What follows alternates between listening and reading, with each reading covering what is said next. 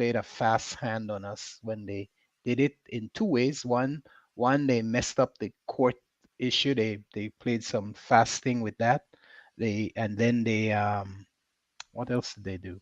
Yeah, yeah. Barrow administration played a fast hand, and Well, this it didn't involve the diaspora, uh, which I thought was crucial on a issue like a referendum on well, whether well, we you should go to say ICJ. you're saying two things there. First, you said that you believe it was the people of Belize that should have But made the decision. the people of Belize involve all people of Belize, not because you're out of Belize, you're Oh not the yeah, but people of yeah, not Belize. normally we don't we look at the diaspora as Yeah, outside of Belize, the country, no, not yeah, not not that outside of Belize as a nation and that you're not a Belizean, but yeah, that you're not living in Belize. Anyway, yeah. we're live, guys, and G Mike once again from Belize City. We have Gregory over there in Los Angeles, and of course Joe is somewhere between Placencia, Saint Bite, Belmopan, all over the place. Belizean at heart. We're expecting a guest tonight. Mario Lara is supposed to be with us. I'm looking forward to a conversation with him, and we believe that he'll be joining us soon. We have certainly amongst us numerous issues that we could be discussing, and I like the because that ICJ thing is by no means dead. And the unfortunate thing, I hear you taking a sensible approach, Greg. That we're here. We had the referendum. However way you think it was not done, it was not up and up. But Yep. it was held. A decision was reached, and we have decided that we will go to the ICJ. I was always not always in favor of going, but up until during the vote and a little before, I was convinced that we should be going to the ICJ, primarily because we need to have friendly relations with our neighbor. And for the most part, I find that Belizeans are more belligerent.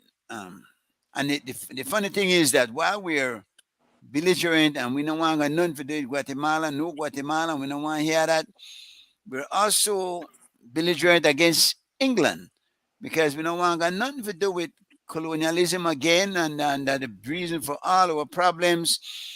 Of late, there's a young lady that's now hosting the Creme Morning Show.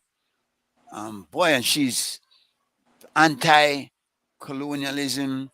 And I don't know that you would say that anybody here in Belize is now pro-colonialism, but certainly the anti-history of it, making sure we want to erase everything that connects us to it.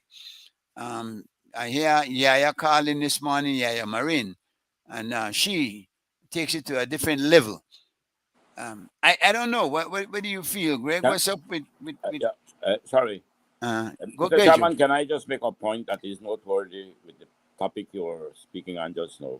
Certainly. That I think it should be in the records that the People's United Party was divided. The more enlightened ones, and that's at the expense of hubris, they'd gone along with supporting the ICJ. So there was a split within the Yes, major parties. yes, there was. How about the United Democratic Party? Were they united on their front? Yeah, they were. They stuck the party line, no? Stuck to the party Yeah. line. Yeah, they were quiet. I think they were quiet by the prime minister, and they all went in line with his policy of going to the ICJ because I think he was pushing it at that point, and he even behaved badly with the courts in terms of getting them to forcing their hand to do what he wanted to do. He so I was very disappointed in how that all played out and the way the referendum, even the referendum act was changed so that it didn't require a two-thirds majority to make the referendum effective. So lots of evil underhand thing went on to bring Yeah, about that result. I'm And sh- the most important thing, I believe, they excluded the diaspora from such a national concern issue, and they didn't and allow us a chance to participate in the voting on that. And I'm not saying that it would have the result would have been any different, but I believe that they need to start recognizing that Belize dafe Alawi, and it's not just just a few, and not just to you use the diaspora when you want to have to use them to and you think they'll favor what you're doing in government, and that should not be the case. Let me Are say you for the suggesting that the diaspora should have been allowed to vote in the referendum?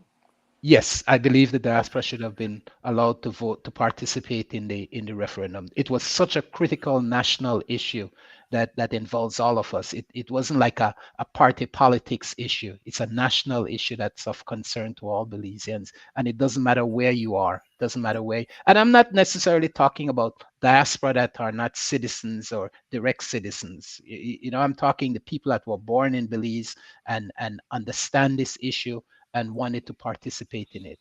Let me say for the record that I agree with you on that. I would have had no objections in votes like that, like you said, that were with issues of national importance.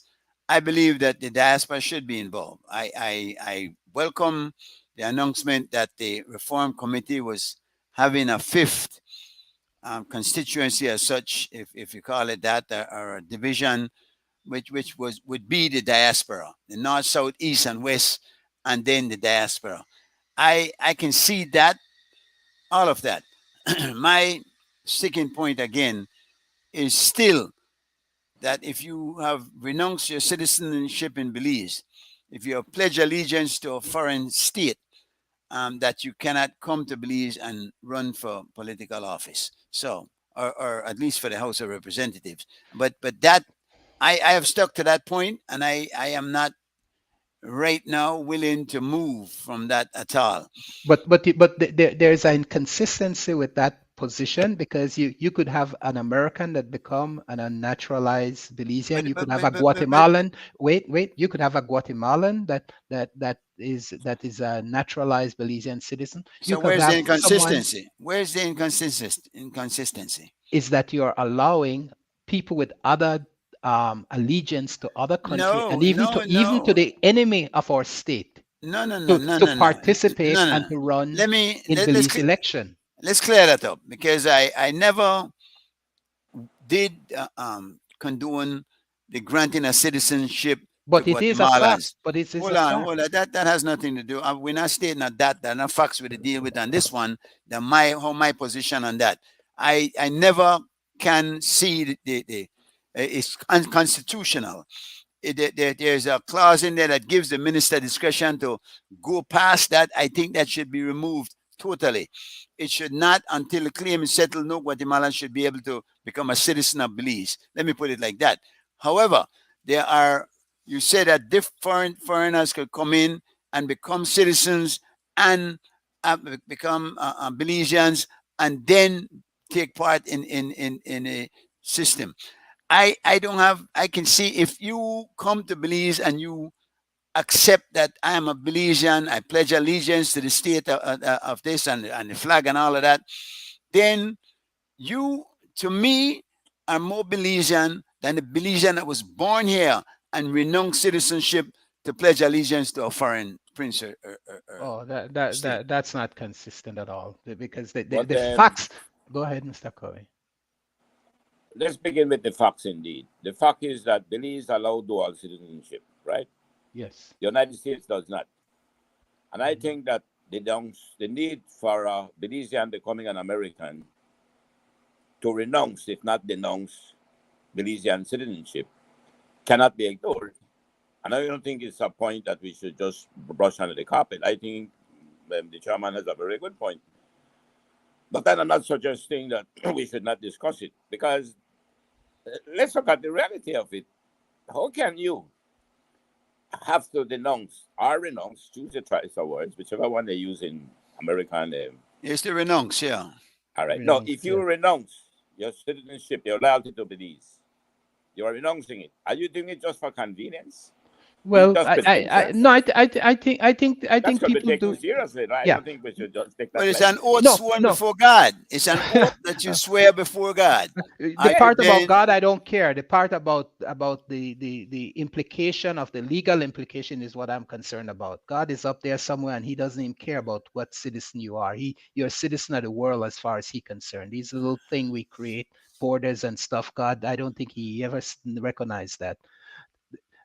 I That's his religious belief. We can't question him on that. Yeah, but I would agree with Mr. Gregerson. One, it is legal implication, but two, is extremely important to understand that are these Belizeans who seek American citizenship and are required to denounce Belizean citizenship. Do you believe that they are only doing it as convenience, or they are sincere in doing it? Well, I don't think I don't think that matters what their intent is on that regard. I don't think no. I don't think their intent matters on that regard. I think what's important is the legal aspect of it. And how does that not matter, Gregory? How does that not matter? Let me finish this point. Then I'll get back to that.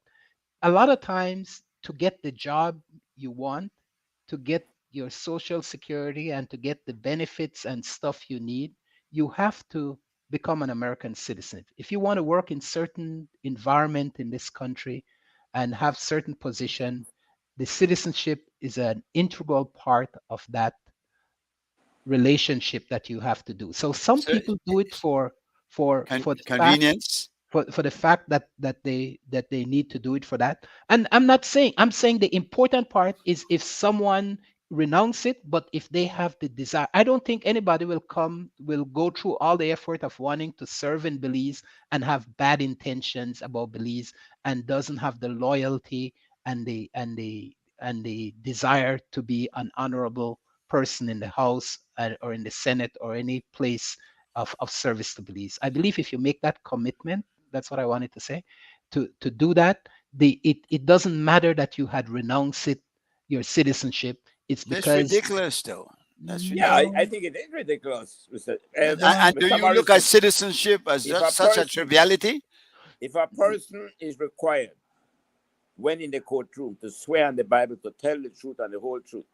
And how many people you think tell the truth and the whole truth when they're there, after they swear? If that person is found not to be telling the truth, he can be charged for perjury. Right. Yeah, but now, not because do you believe a Belizean who takes the oath and denounce Belizean citizenship, that Belizean is not sincere? I'm not saying that. I didn't say that. I didn't say. I said. Then why did he say it? No, I didn't say he's not sincere. I don't know that. I don't know that. I don't know what his intent is. No, we never know. We never know that kind of stuff. You are doing it just to hoodwink the American institution to get their benefits. I have to question your sincerity. You're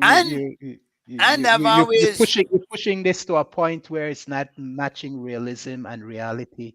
Oh, Greg. I think you're ducking the issue there. I believe that it is important to push it to the point, but let's put it to the point and then let's see how we could find a way to resolve it. That's what we could do. But we cannot ignore the reality of taking an oath and denouncing a country. But we have to say, well, listen, can we find a way how we could accept a Belizean denouncing Belizean citizenship, even though he holds it? Yeah. Let's look around that. Yeah, let's look at that's important. No, I understand that. But a lot of people that does take Belizean citizenship, do you think they're loyal and their interest is solely based in Belize? If something was to happen and they could get benefit, they get sick, the first thing they do is pack up and come back to the United States. I'm talking Americans or any other citizen. Right. So those are the people you want to represent you. Who has that? Very good point. You know that has that advantage. No. But I'm saying those same people you allow from citizens from other country. That same condition exists with people that are from China, people that are from Taiwan, people that are from the United States that are American born and living in Belize. If anything happened, the first thing they'll do is come back to the United States, I believe. I don't see that adding much weight to your argument, but here's something that I think you need to look at, and I believe that the people who are interested in that should be more concerned about the U.S. because that oath that you take before God, they take very seriously, and you leave from there now and come to Belize. I don't know if they would be very happy about you being involved in Belizean politics either. I think you might have to worry more about them than about us here. I don't. Well, I wasn't particular to any diaspora, whether they are Belizean, whether they are living in France, whether they are living in the United Kingdom, Australia, wherever they are. I'm just saying that they should have the right to participate in electoral politics in Belize. There's one area where I don't think that people in the United States that or any part of the world not living in the Belize should participate in actual voting for an area representative. I don't think you should have absentee voting for people that are part of the diaspora. People that are citizens and probably studying abroad, if they could find a Proxy way vote. to, if they could Proxy find a vote. way to accommodate that, I don't have an issue with that. You know, people that are serving overseas, at going to school and things like that, and just away from Belize for even extended period of time while they're doing their study, Right, but still right. committed to the citizenship of Belize. I don't have a problem with that, and with them having the right to vote. But I personally don't believe that people that are like myself should open a ballot station here so I could vote for So an area representative. you're saying you don't think they should be able to vote, but they should be able to run for office. Isn't that Yeah. even more serious? I mean, No, because I'm saying you No, they could go can't to run for Belize. if they can't run for office if they can't vote. No. I'm saying you could. I'm saying if you go and live in Belize, if you live here, you go and live in Belize for meet whatever the residency time. requirement Yeah, is, yeah. and you are a citizen Renounce. of Belize. No, not renounce. I didn't say You don't renounce. want to renounce the citizenship Yeah. that you acquired. Yeah. Why is that so special? That American citizen. Now you're saying about the health issues and all of that. You can get Social Security without being a citizen. You get whatever retirement you're able to, all your 401, all of that. You can get all of that without being a citizen of the U.S. If you work there and earn that, that is yours, and you can get that. But why is this American citizenship so precious that you would want to come to Belize and represent Belizeans while still hanging on to it? What is the allure? What is the I think someone said that the U.S. doesn't recognize dual citizenship, but that's not true. I know many people that has their national country passport and has American um, well, many passport, Belizeans for sure, no? Belizean. But I know other people. I know Jewish people that has it. I know. I I don't know. think. Well, the I Jews are basically Americans. Anyway, they have different rules for them. But for you to say that no, I don't think America does not bother with enforcing it or trying to go after people, but they Mhm. don't really allow it They officially. don't. It's Yes, not in that's their correct. constitution, etc. That's correct. That's Now, correct. But the we one must what is one second, Joe? What is in Belizean's constitution is that you may have dual citizenship if the next country allows it. So Mhm. the fact that America does not allow it, America kind of doesn't. like America No. doesn't want. well I don't know that Belize America doesn't allow it because they'll take your passport from your other country when you come back. When but let's accept that Belize had made a first step towards reconciling the differences to make sure the diaspora are more involved in Belizean affairs. Because before, Belize did not specifically say they allow dual citizenship. It didn't. Mhm. That only came that was amended under the UDP when they had that majority. They amended the constitution to allow dual citizenship. But prior to that, it was Mhm. silent. Yes, But then they yes, decided to make the move to legalize it, to put it into yes, the constitution yes, that yes. they can have dual citizenship. So I thought that was the first step towards trying to reconcile differences to allow the diaspora to be Yeah, more assimilated with Belizean affairs. I agree. I agree. So And what that we must was do now is that we need to argue out the points then that we believe there are differences like we are doing now. But with the good intention, and I think the three of us have, we want to build a bridge. Mhm. But now we have to get good engineers and to see how we'll build a bridge that can be sustained to That take will us hold up across. under the That's what we pressure need of to the do. weight. They will hold up under weight. So Yeah. we need Yeah. to now argue the points that we think are the stumbling blocks, the barriers, but with the Mhm. commitment from all of us, which I think the three of us here would like to have Belizeans participate more into our affairs. But we want to make sure it is done in a way that we feel that they are facing the same consequences, the same risks like we who live here. Because that to me is one of the major concerns. And the point of not paying taxes, I then say no taxation, no representation. If So there are they things if that they're I think participating that in we belief, if they're want to participating, assimilate. no, If we no, want no. to assimilate, we need to come together and first identify That's where are the barriers. That's a key point, Gregory, because as a citizen of the U.S., if you come to Belize, you still have to pay taxes to the United States government. That's right. Should our citizens that are over there that wants to remain active with Belize pay taxes to the Belize government? That's not true. You pay taxes where you if you earn income in the United States, you would pay taxes on it. If you are a U.S. citizen and you work overseas, you do not pay taxes on that earning as long as it had concluded a year. So if the time period is a year, you wouldn't pay any U.S. Taxes. If it's over a year, No, if no, it's no, no. o- You'd No, pay no. you'd pay your social Yeah. security and you paid some Yeah. taxes, but you do not pay any federal taxes when you're working overseas No, for the the year. American tax system, and I can say this with certainty, tax American citizens on their world income. They do. And a Not matter of fact, individual. They tax corporation and that's what I'm earnings. talking about. Not the But individual no, joint yeah, yeah. ownership, but the Well, we're individual talking tax about is different. individual citizenship. Yeah, but I'm talking about American tax system. Tax you on your world income. That's one of the things they If were you're a trying to get them to corporation, change. You if see, you're if they had removed, if that they had one, removed American taxing you on world income, it may help us to deal with the anti-money laundering and terrorism act.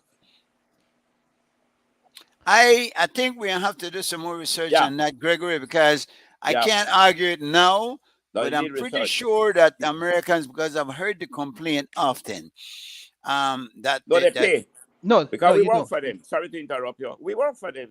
We work for American companies in Belize, Mhm. but they have to report the tax. Now, what we have with Oh, America yes, you is have to that report. credit, You have to a report double it, but you don't pay taxation credit. taxes on it. So, if when you include the income from Belize and you file your tax, but then if you pay X amount of dollars in Belize because of the agreement we have with the US, which some countries do, Mhm. the money that they paid in Belize, they get it as a credit.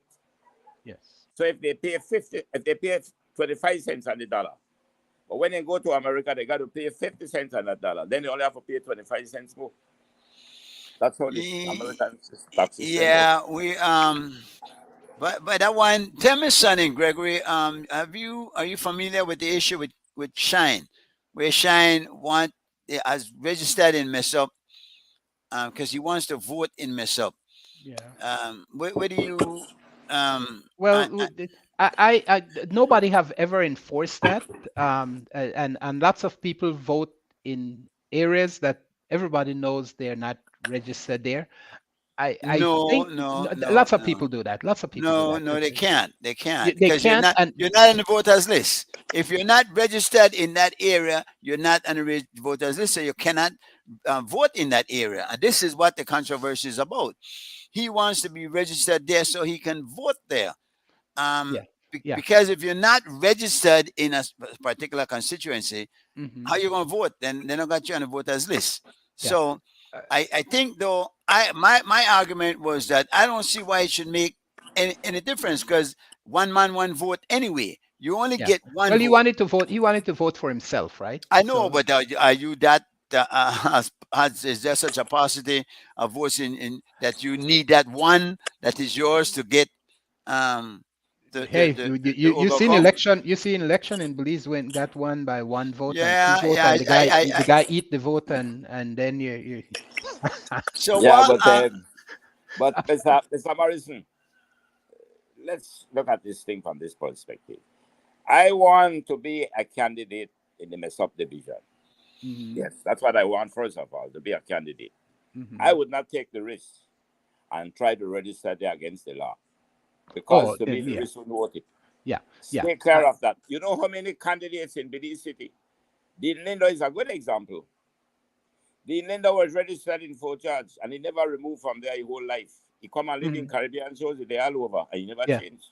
Yeah, yeah. And I was known to everybody in the whole country that That's what Linda I've doesn't said. really enforce that. It's a practice in Belize that have been allowed Yes, to happen. that people don't really enforce it. But I am Yeah. saying that So if I was enforcing there it against him, having the running for the election. first time with the baggage that we Belize and believe we have unfairly to her, I may just go for the candidacy and vote where I'm living so that I don't That's have what I any. would have done. And in Yeah. fact, well, I don't know why the PUP I mean, felt it so important that they would have to They were just take being it to court and victimized. all of that. Yeah, yeah, Uh, yeah, yeah, yeah, yeah. That's part of the partisan politics, cheap yeah, partisan yeah. politics. And it was yeah cheap. It was cheap. It was because we know, like you said, the Dean Lindo had that same situation, and other candidates have been told had I that same see. situation. I see a Um, good friend Sam Dread uh, is chiming I don't in. I don't know I don't know where Mr. Musa lived when he was in Fort For George, George. He but was I'm sure. registered in Caribbean shows when he Oh, was he running in was. Fort George. Yeah. Okay, So, okay, I vote but in Caribbean shows. yeah, okay. I'm saying I see why it's so important. Let me read what. I agree. I don't Yeah, think yeah, that I it's such a wouldn't. That big is deal. Yeah, not even. Yeah, I yeah. wouldn't worry with that too much. Uh, It's not worth a fight on either side. And I think it is good to be supportive of the spirit of the law, even in correct, this trivial correct, correct. yet very important issue of election fraud. Yeah, let me. Sam goes back to the tax business and he says everybody pays taxes on their income worldwide. Yes, they get a credit just as you are working, just as if you are working in a different state. I imagine. Yeah, Um, they do. I worked overseas for a while, and you didn't pay your the taxes, but you owe. no, I paid because the time period was not extensive enough. But I know some people that had contracts overseas in England, and they worked for over a year and they didn't pay any US taxes. So I'm going to look into it again. Yeah, that would be a good thing to It research. wasn't my particular situation, and Yeah. so I'm not certain, but I remember one of the advantages of it was that they were not paying US tax. They were paying taxes in the country where they reside. All Yeah, right. I know for Moving. a fact because let me confirm my position with you. You'll need to confirm it because they Yeah, weren't even paid. They weren't. I am a Wait, tax stop for expert. a moment. Stop for a moment. These people, I am, they got their employment status transferred from American to England. So maybe that was the difference that happened. It wasn't like they were a American employee any longer.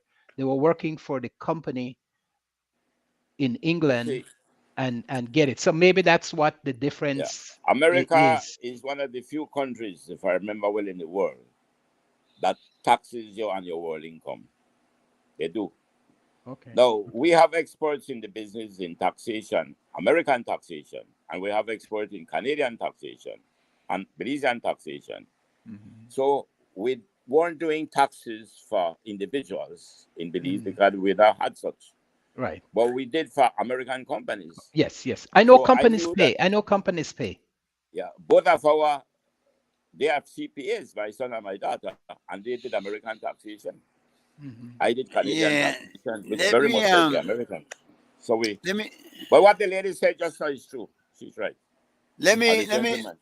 let me just say that, folks, if you're listening and you want to be a part of this conversation, you could just contact CY, contact the the producer over there, and he can bring you on. He can send you a link, and you can ask a question or whatever. If you don't want to put your face on, then you could just mute the camera and then just speak to us. But if you want to join the conversation, you're welcome to do so.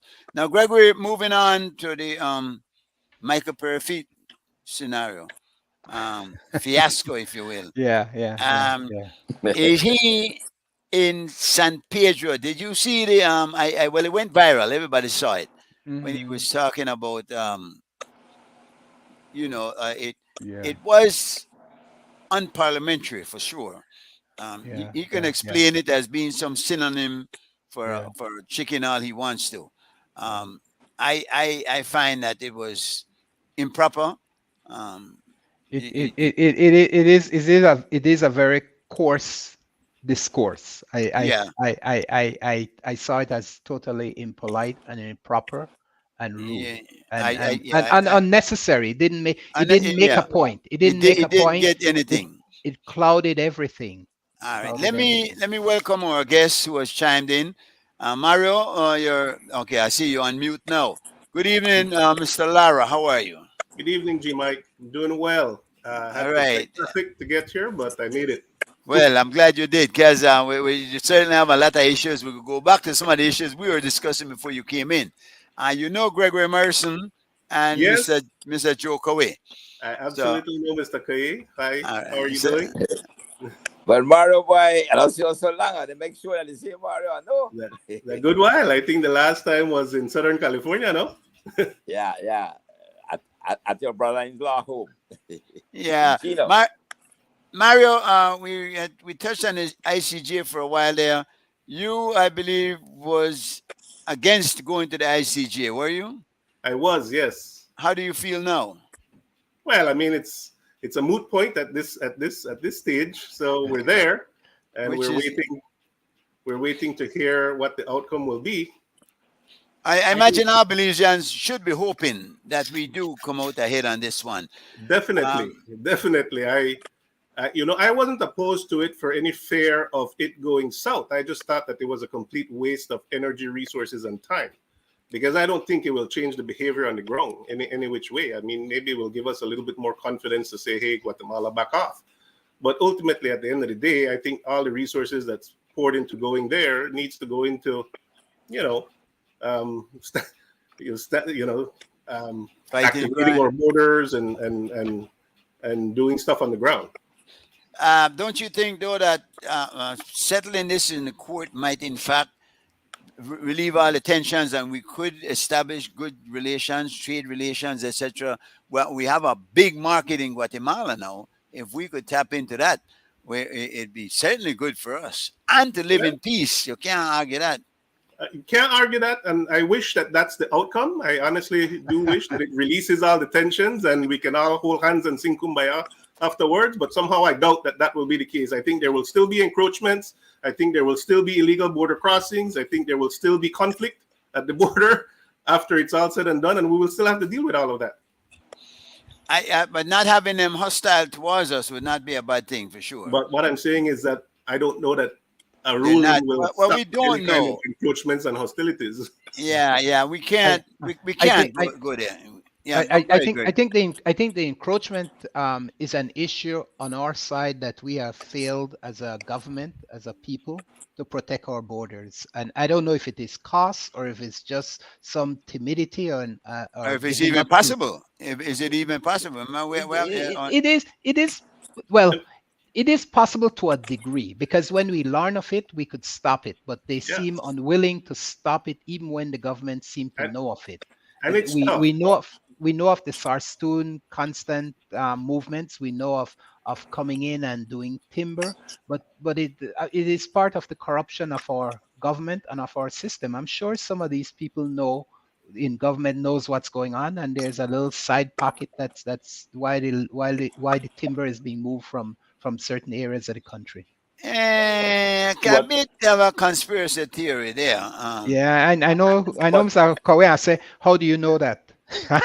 No. I think that we need to look at the dispute with Belize and Guatemala in the context of who is it that is really offending to Belize. It's not the Guatemalan people on a whole. Let's agree on that first. Right. And I'm speaking to you again from my personal experience since I was in charge of the District of Toledo. No, there is continuous crossing from both sides. We go over there, they come over here. So that was never a problem with us. Right. Then there was the encroaching in our waters. That had nothing to do with the dispute. That was simple country fishermen looking for fish. And Honduras. Yeah, and we're not managing our border. To do with this right. dispute. No. To me, the dispute was settled when we got our independence, with our territorial integrity guaranteed by the UN resolution that gave us our independence. Well, there was a caveat. There was an asterisk there. I thought I wanted to bring out a point, but I just wanted to get an understanding that who do we find offending to Belize? To me, the group that is offending Belize is the elitists. Oh, meaning the government, oligarchs. The particularly oligarchs. the corrupt governments. Those Yeah, are the yeah. ones that have been continuing to Yes. make these military excursions. And I think much of it at times is diversionary tactics from the problems in Guatemala. So to me, if Guatemala would have stopped putting military across the border or by our border points and pretend it's theirs, that is what we want to finish. The issue of becoming friends, that will work out because we have been good friends. We had a lot of businessmen coming to Belize. We did. Some of them started business in Belize. One of the cement companies are here. So we have business here in Belize. We were encouraging it was a strategy that started by Mr. Price at the time to encourage business investors, businessmen to invest in Belize. We thought that once they have investment in the country, they would want to defend Belize because they found that with laws and the way of doing business, then of course was better. So we had never had a problem with Guatemalan businessmen. We never had a problem with their teachers or their scouts or their NGOs. The problem we have been having with Guatemala is among the elitists, corrupt politicians. And which they pull out, they use that on political football and bring it out when convenient and show it in play. Tactic. They use it for that many times. Yeah, there are many children that come across and study in Belize, and some people have thought about stopping that. I would not encourage that at all. I believe when you come to the children and whatnot, and remember the situation in Arenal where they had one football goal in Guatemala and the next one in Belize, and they kept playing games. So I mean, I think that you're absolutely right, Joe. That it was more an elitist thing, the oligarchy there trying to distract the people from the situation on the ground. Which, of course, there are many Guatemalans that have said to me, we're happy that Belize is a separate country that we can go to, and we would not want to see this change at all, be anything other than that. Mr. Chairman, what is noteworthy again is the recent elections in Guatemala. Yes. You are familiar with the election just recently? Yes. Yeah. The guy that won the presidency? Yeah. The anti-corruption guy won, right? Yeah, Bernardo. And when he the interesting thing is, he beat the girl Bad Torres. Yes. The girl Torres was affiliated with that corrupt elitist group. Yes. but While I'm the other surprised. was an anti-corruption candidate that won. Yes. I'm surprised So that. is in favor of Belize again. But if Guatemala is so against Belize, and Sandra Torres was actually sister to Narda Garcia, who is big up in Belize's government. That if had she won, it would have posed a very interesting dilemma, right? Yeah. Boy, I don't know what would happen. We have fifth columnists right in the middle of everything. Yeah, but Now- I think that what we are doing here is too simplistic an analysis. Simply because Narda Garcia is said to be affiliated by blood with this girl. It's not said. She had It's a won. fact. That argument is a let's call fact. it a fact. Yeah. Let's call it a fact. Now let's call it a Joe. You can't just call it a fact. It's a fact. They are sisters. I accept it. I Yeah, know Nadia very well. Very, very All well. right, but all that no but that's not let's the point not. I'm making. The point I want Alright. to make here is this: that the relationship, as you claim, between them, that would not have made it any better for us. The point I want to No, make I don't clear, think it would. But nobody said that. It would would just not. be interesting. God That's how we Torres. said.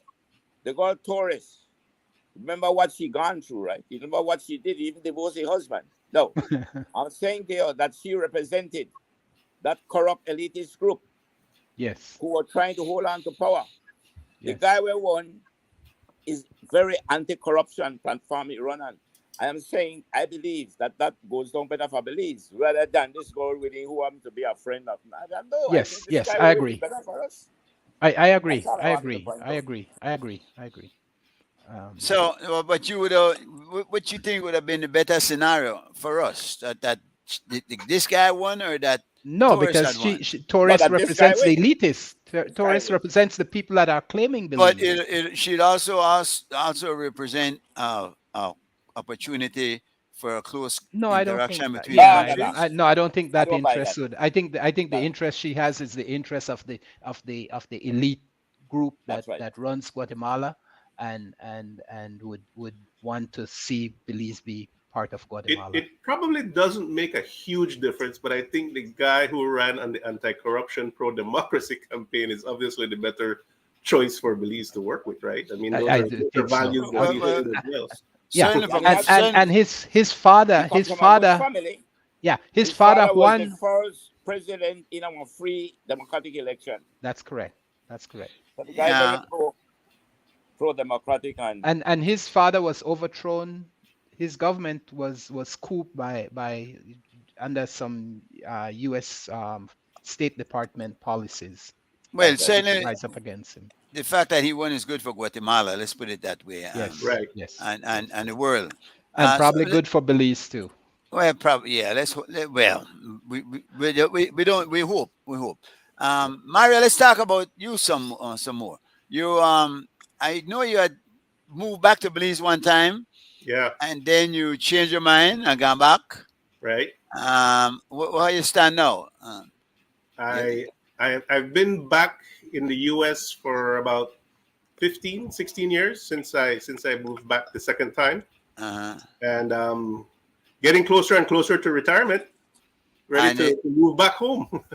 Your move the first time kind of like wasn't all a bed of roses, correct? You had some So challenges. I left Belize after I graduated from Sixth Farm. At that time, we didn't have UB up and running quite yet, and I think Sixth Farm was the highest you could go in Belize. If you wanted to go beyond that, you had to leave Belize at that time, which I did, and I came out to California. Didn't have much, right? My first job in LA. By the way, I was in Crenshaw District in LA, famous Crenshaw District. My first job there was to clean out a Sears building. Oh, and, I know it. I know it well on Pico. yes. Yes, Okay. the Sears building on Pico. So I joined the Army over here, G Mike, and that's how I paid for my college education here in the US. I never smart enough to win one open scholarship. I never well connected enough to get one. So Yeah, So the I name had to Lara, work the name Lara, no may get you no the scholarship. name Larry may get me nowhere. Yeah. But yeah, so after I finished that, I ended up getting recruited by Arthur Anderson. You remember the famous Enron scandal? Yeah. Right. The consulting, the big six consulting firm that went under with Enron. Well, I worked corporate America for a couple of years and quickly realized that corporate life was not for me, and I ended up in government service here in the U.S. I tell people I have worked at every level of government and corporate America here in the U.S. because I was in the military, so that's federal. I worked for the state when I was with the Los Angeles trial court system, which is the largest trial court system in the world. Then I worked at the county level, and now I'm working at the city level here in Sacramento. Well, you could go to the White House. Which is the capital state. Yeah. That's the only thing that I'm missing, right? I need to get a stint in the White House. Let me get this question in before we go any further. How does a black man become the head of a racist, extreme right society, group of people? How this guy that just went to jail? Yeah. He was the president of the Proud Boys. How did that happen? I mean, how did they allow that? Or are they just scapegoating this fellow? Boy, you're asking me a question that's really out of my forte, because all of this racial animosity and talk and back and forth is something that I kind of keep in the periphery, but I tend to try to ignore much of that. I mean, it's all very emotional and illogical and ridiculous. We all know that racism is part of America's DNA, and it's here to stay. But it's a thing that I think this country is struggling with right now, and a lot of people have this dooms Armageddon. This is the end of American empire.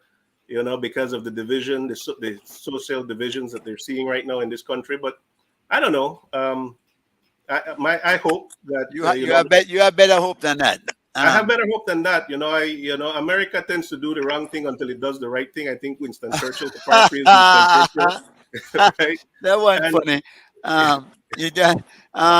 Tell me, did you experience racism in your time over there? And of course, you- yeah, yeah. of course. When I was in the military, my nickname was Puerto Mex because they couldn't place me. Was I Mexican? Was I Puerto Yeah, Rican? Puerto And Rican, yeah. they had never heard of Belize, right? So I keep telling them, no, I'm Belize. And Yeah. I graduated top of my class in basic training, but the captain there told me I can't give the speech because I talk funny. I told him, well, I speak the Queen's English. I don't know Yeah. you speak American, but I speak the Queen's English. But Interesting. little things like that along the way, microaggressions as they call it, little things along the way. But you could rise above that, G Mike. In any society, there's discrimination. There's racism. There's It's whether you let it discrimination. affect you. Yeah. You don't let it affect you. Exactly. You don't let it affect you. Don't let it define you, and you can rise above it. And I found that I'm capable of doing that here. And no place is perfect. Gregory, you have- Greg's melanin is even stronger and more pronounced. Did you, Gregory, experience racism in your time over there? I'm sure I have. But it, and the funny thing is, I've always worked in environments where it's all white people. I've worked in engineering firms, even when it was a small engineering firm, it was only 2 black people and everybody else was white. I've worked in large engineering firm, Arup, which is an international corporation and the largest consulting engineering firm in the world that does just pure consulting engineering. And for a while, when I worked in that LA office of like 350 people, I was the only black person. Later on, they hired 2 more black people. Or I think we had a secretary that was administrative assistant that was black, and we had one other engineer that was black, or a drafter that was black, and I was the only engineer that was black. So I've faced it. I realize for sure you always have to work harder, twice as hard to prove yourself. You cannot sleep on the job. You always have to be putting out. So in that way, I know that I've seen racism. There's only one time in my life where I actually realized that I didn't get a job. I went out and I applied for this job, and it was I think I'll mention the name of the company because I don't think they exist anymore. I think Bloomberg bought them out. Cotran company. They were the company that made that before Bloomberg, they used to do like a little ticker sign at the banks or in different places that shows what the stock prices was for certain blue chip stocks, and and you could see that when you go in the bank. It's just a little tape line, probably a little. Run around, yeah. Yeah. That was probably about 2 feet long and Right, about right. 3 or 4 inches, and it would have the stock and- displayed. I went there to a company in California and I applied for a job to be the person that would go to the banks all over the country and do the engineering for whatever it is those places need to install that particular little device in their facility, right? And I passed the first interview well with the guy. He was a white guy, of course, and he was very excited. He was very pleased with my qualification and my knowledge of stuff and what to be done. Actually, it was under what I was doing and capable of doing, because that was just a limited task. And he was happy. But when he got to the boss to do the next final interview to make the decision, he almost said, but he didn't quite say it. You're qualified, but I don't know if I could get you into all these banks as a black person to do this work, to have them, have confidence that you are the person to do this work for me. So that was the only time I felt in my whole life that I was discriminated against in getting a job. And no, just curious because I wanted to stay with Mario because we are on every week and we could discuss that amongst ourselves more. But yeah, that's interesting. I'm going to get back to that again at another time when we have more time amongst ourselves. Mario, the situation in Belize, politically speaking, how do you see it? You see the opportunity for a viable opposition at any point? Oh, That's a good question, G Mike. The opposition is obviously struggling right now. You know, with their leadership, there's obviously a lot of infighting going on. We desperately need a strong, united opposition because that's right. part of the system that we depend on for good governance, right? You need that debate to happen, and you need although it's in our constitution, which by the way I'm participating with the group in the diaspora that's trying to get folks involved in expressing their thoughts and opinions about any adjustments to the constitution that we should be making. And it's funny, we had a session with Darrell Bradley, and we talked about, you know, the lack of strong checks and balance, you know, because of our system, because you have a fusion between the legislature and the executive body, right? There's not a strong checks and balance. The executive pretty much can do what it wants once it gets elected, and the only vocal, you know, checks to that would be a strong, united opposition that can really debate the legislation that's introduced into the House. But unfortunately, we get a lot of pettiness and we get a lot of nonsense, and that is a bit disheartening to me. But I'm optimistic. We have a long tradition, right, in free elections and change of power, and we're only Belize is 41, 42 years old. We're still a young democracy, and of course, there's going to be a lot of pain and learning. I am hopeful that this exercise that we're going through to take a look at our constitution and the way we govern ourselves will yield some thoughtful ideas and maybe some you know, tweaks to the whole system, right? Because our two-party system as is, right? I mean, we all had a term PUDP. I'm not sure. I think, was it Glenn Tillett that coined that term in the Amandala? I thought it was you. No, it wasn't me. I use it a lot, though. Yeah. But almost a reality. I think most people now, I have come to the point, I used to fight against it. I believe that it makes a lot of sense. I believe there is collusion between the parties too. We're such a small country, you know. How can there not be? But you would hope that we will all want what is in the best interest of Belize, as opposed to what is in the best interest of our political party. And for the most part, I see us going that way. Now, let me put you on the spot here, because you've been looking at the Constitution more closely, I imagine, now that you're a part of this. Anything in there that you can pinpoint that you could say, boy, we might need to indeed change this in the Constitution? Well, I think that point that I mentioned before, right? We have a fused legislature and executive body. And honestly, I wish we could put something into the Constitution that would break that apart, right? You think there's no separation amongst the three branches, executive, judiciary? There is separation. There is separation between the three, among the three bodies, but the way the legislative and the executive branch function, they're fused, because you have such a large cabinet and such few backbenchers that you don't really have a check on the executive power. Basically, once the cabinet decides that something is coming to the legislative body, it's practically a done deal, unless it's extremely controversial. So I would want to see cabinet made up of people that are not in the legislature.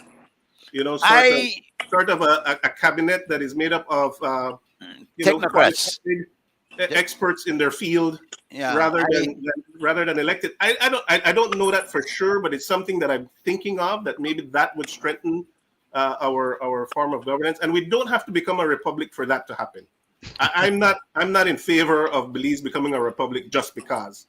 I believe that, yes, I would like to see area representatives represent their areas. Yes. And then let that be like a House of Representatives indeed, and then let cabinet be staffed with people who are proficient in a certain field. Yeah. That I would agree with that. Joe, what do you But think you, about that I was idea? go, Go ahead. ahead, Greg. Go The, ahead. Go ahead. I don't. firstly, I will agree Hold that on, Joe. the Okay. separation between the executive and the legislature is theoretical, but it's not factual in reality. So that's a Right. fact. I think I that's what had Mario is some saying. Yeah. thoughts to that aspect of removing the cabinet from the elected representative. But what you have to ask next is that do you want your prime minister to be there by the popular vote, or you want him still to be from the party that commands the majority? Because there would seem to be some inconsistency. So I would take it the next step. And the minute you do this, is to say that fine, we will not be having members of the cabinet from the legislature, the National Assembly, neither the Senate nor but we'll bring them from outside. Mhm. To some extent, you will remove that rubber stamping. Where what comes from the cabinet, the Gets people who passed. will be voting from it very likely will vote the same. That's likely because of the partisan politics in us. But it will give us a better chance of getting better qualified people. Would you But elect it the won't prime change minister? the voting in the parliament. Would you elect the prime minister separate from the House of Representatives? I would be a bit cautious because we don't have the similar numbers. You see, one of the difference with the parliamentary system works well in Britain because of the 450 odd seats with only 29 cabinet members. So that worked well. But in Belize, with 31 seats and about 17 cabinet ministers, it doesn't Doesn't work. work. Yeah. So therefore, we have to now tinker with it. Now, the Yeah. minute we touch that and we say, fine, we're going for the popular votes now for the prime minister, look at what can happen. He can bring a deadlock that we cannot work with for the reason that the prime minister could come from one party, but the majority and the House come from the other. Now, the legislature is where we pass the Appropriation Act to finance that party that wins. So that will be the problem. So we need to say, listen, let's stop at maybe the prime minister comes from the party that commands the majority. It means that they cannot hijack the plan for the party that wins. What is happening in America, although they have the numbers, is that the president wins the popular votes for the presidential election. But when the Congress has the majority, and because of this divided partisan politics, it gives a problem for the president to carry out his plans. Yeah, So I would stop at it might provide some checks and balance. Go ahead, Gregory. I'm sorry about that. Go ahead. I wanted to say that against about what both you and Jose, Mr. Lara said, Mr. Jose. I don't mind so much that the cabinet comes from amongst the members of the House. I think it should be smaller than the proportion we have. That's it should another be option. it should be Quite right. significantly Very good smaller. point. I don't mind that as I said that the government, that the prime minister appoints the cabinet. But what I do care about is that I think that they should have the I lost my thought there. The PS system. The PS, yes, that's what I wanted to as say. opposed to the Permanent CEO. secretary. Yeah, I Yeah. do believe that we should have permanent secretaries managing. That's where I see the skill set comes to manage the different cabinet positions that would be created. And that I think is what going to help us. I don't think we need to actually destroy what we have. And I don't mind also that probably the prime minister be elected like we are seeing happening in Barbados. But I still don't have an issue with him being appointed by his political leader of the party that party, win. yeah. Yeah. Mario, how you feel about the Senate? Is the Senate working? Should we maybe abolish that and go to a unicameral house? Any thought on that? I haven't thought about it deeply. I think the Senate is functioning fairly well. In what You know, way? and I'm okay with with Senate being appointed by in ratio of. I think it works fairly well. I think once we fix that problem of having a fused cabinet and legislature, I think that would be, because Mr. Koyib raises a good point, right? You want checks and balance, but you don't want so much checks and balance that you end up with deadlock, or you end up with it hijacking, the will of the voters, right? Because a party that wins the majority should have the mandate to implement, the policies and the ideas that they ran on, that the people voted for. So you want some checks and balances, but you don't want it to go so overboard that you end up with deadlock and things to a grant, especially a developing country like Belize, right? Because a developing country like Belize, you have to have a certain amount of decisiveness and ability to move things forward rather than constantly debating. I don't mind decisiveness, but I always want transparency. So if Right. decisiveness is in hand with transparency, I have no problem with it. Yeah. One of the things think, I concerned about is that we have a lot of commissions, like the Integrity Commission, a number of commissions that's supposed to be these checks and balances, but somehow we get away with not empowering and not allowing these commissions to carry out their mandates. But And Mario, part of that reason is because we have a very powerful executive that nobody can hold accountable, right? you almost in effect have a dictatorship, don't we? Because the Yeah, prime minister appoints all these people that Yeah. go on these commissions. It's Yeah. top heavy in favor of whatever government is in the house. So there's almost, it defeats itself. The Integrity Commission, for instance, does what? I mean, is there even one, Joe? Do we have one in place? I remember the last time. I don't know that because nobody wanted to serve because they're telling them that they have to declare their assets and all the politically how do they call it, exposed persons, Politically PEP. exposed person. PEP. They also need to Politically be. exposed. They also need to declare their assets and whatnot. I don't see a problem with that. Why would people object to that if they really want to serve the country? Could I- Now, if Well, they they want to don't serve want to. themselves, They I don't- could see. They Could don't I want ask to. something here, Mr. Chairman?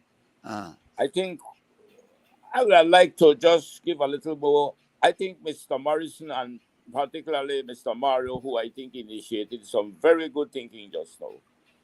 And I'd like to go to the issue of compliance, because that to me is the number one problem from my experience. And we will come to that. I think Mr. Mario is onto something good. And I think Mr. Morrison made a good point. Let me ask you this question, Brother Mario, if I could call it so. How many members do you believe a cabinet for Belize needs to make it functional, effectively and efficiently functional as executive members? How many do you think they need? Because that is important. Because I think Mr. Morrison cited the point, and I agree with you. Interesting question. Limited Mr. the Koyib. amount to what we need and not to what they want. I worked Go ahead. at the county level, the county of San Bernardino, right? Millions of people, double the size of Belize, 5 board of supervisors, and they rotate the chairmanship. Now, I get that they function as a local government underneath a federal structure and underneath a state structure, and they do have levels of support. But 5 people running the budget, was, I mean, right? I mean, you're talking about billions of dollars that folks are responsible for, and the levels of services, the size of the police department dwarfs the BDF. I mean, the sheriff's department in the county where I work for had an air fleet that was like triple the size of the BDF. Right? So what I'm saying is that they were responsible for managing resources that, 5 people, 5 elected members that rotate the chairmanship, right? So it can be done with a much smaller group of people, right?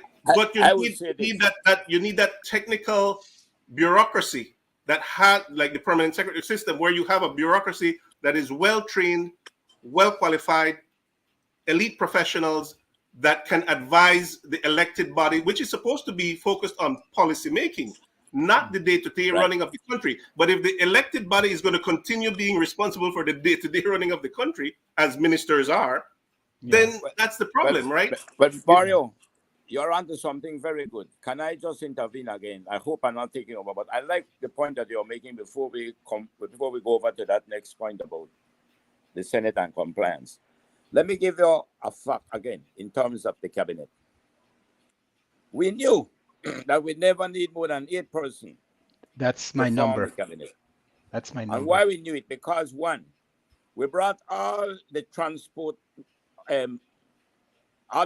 departments under one, Ministry of Transport, Land and Sea under one. Agriculture was one. You know what they did? Now, when I speak of government, understand me, I am using it in a generic sense. So I'm not attacking PUP nor UDP, the two of them. What they did, boy, this one I'm loyal to you, this one there with you, that one this. So what you do? You get into the transaction politics and you end up to try to give everybody something. So what you do? You take the same transport department where we get Break the it law up. passed with the IDB funding, and you split it up again. And you give one port, you give one land, you give one here. Then you take agriculture and you split it. You give one agriculture in the north, and you give one in the south. That is what I'm saying is totally inefficient. Yes. So if you have it and you limit the amount under the Constitution, because you made a very good point. Here is a board managing billions of dollars. Nobody could tell me that you need that. I could do it with less than it. If I was the prime minister, I could do it with less. Yeah, my number is 6 to 8. 6 to 8 should be the maximum size of our. I've had a crazy idea. Mario, I think I'd ask you because I think you bring up a good point there. I've had a crazy idea that we could get rid of cabinet completely and elect 6 governors. Each district get a governor. Well, and they form cabinet. I had that one before, but that won't fly. Trust me. Yeah.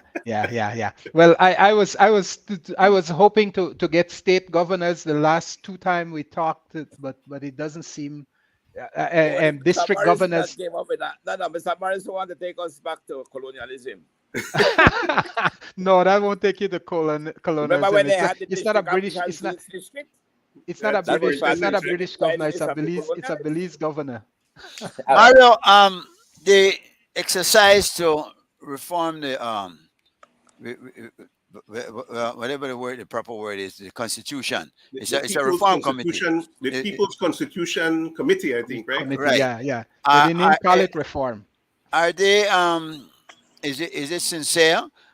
Is it is it turning out to be what they envisioned it to be, or did they have an agenda that has now gone out of hand? That in fact it has turned into something more serious than maybe they were thinking it would be. How do you see it? That's a good question. I think there's a lot of healthy skepticism as to whether or not this is a sincere effort, right, to improve things, or is it an effort to manipulate things? Slipping an agenda. Yeah, is there an agenda there? I don't, from my vantage point, it's hard to tell. I think the members of the committee are sincere.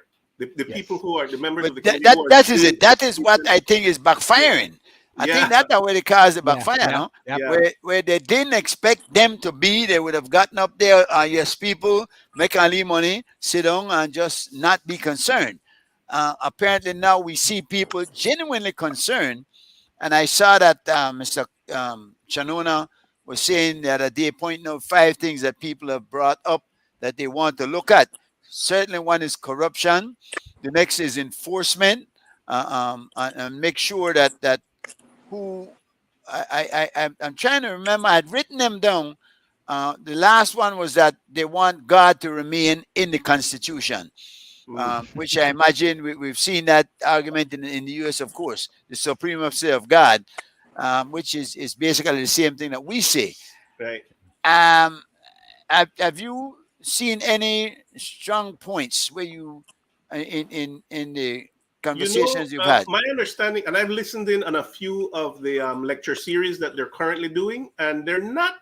Yes, a few people have raised those issues that you're talking about, but there's supposed to be a second phase. Like this first phase is really a lecture series to educate people on the existing constitution, which is most necessary. which is Most most necessary. necessary, which I think was a good way to approach Yeah, it. yeah, And I've been watching that, and I've been looking at it more from that point of view. But yes, a few of those things have come up, right? The lack of enforcement. That Right. we have a perfectly decent and beautiful, and that's the word that they were used. We have a beautiful constitution, right? But unfortunately, there is no mechanism to ensure that the enforcement piece of it, right? The executive, the cabinet is able to introduce laws that may or may not be in contravention with the constitution, and there's not really a body. Nobody I say, I hold up. don't think any laws are introduced in the cabinet. Right, Sorry, Mr. the Collins? cabinet introduces the law, introduces the legislation, right? That could be in contravention with the constitution, but there's not really a body to really, address that or check it. So there's an issue of enforcement, like those state of emergencies that were declared, right? A lot of people were really upset during COVID, which I get that because of public health and those reasons it was necessary to do that. But a lot of the state of emergencies, like in the Gungulung area in Belize City, right, when you declare a state of emergency because violence get out of control, is that constitutional?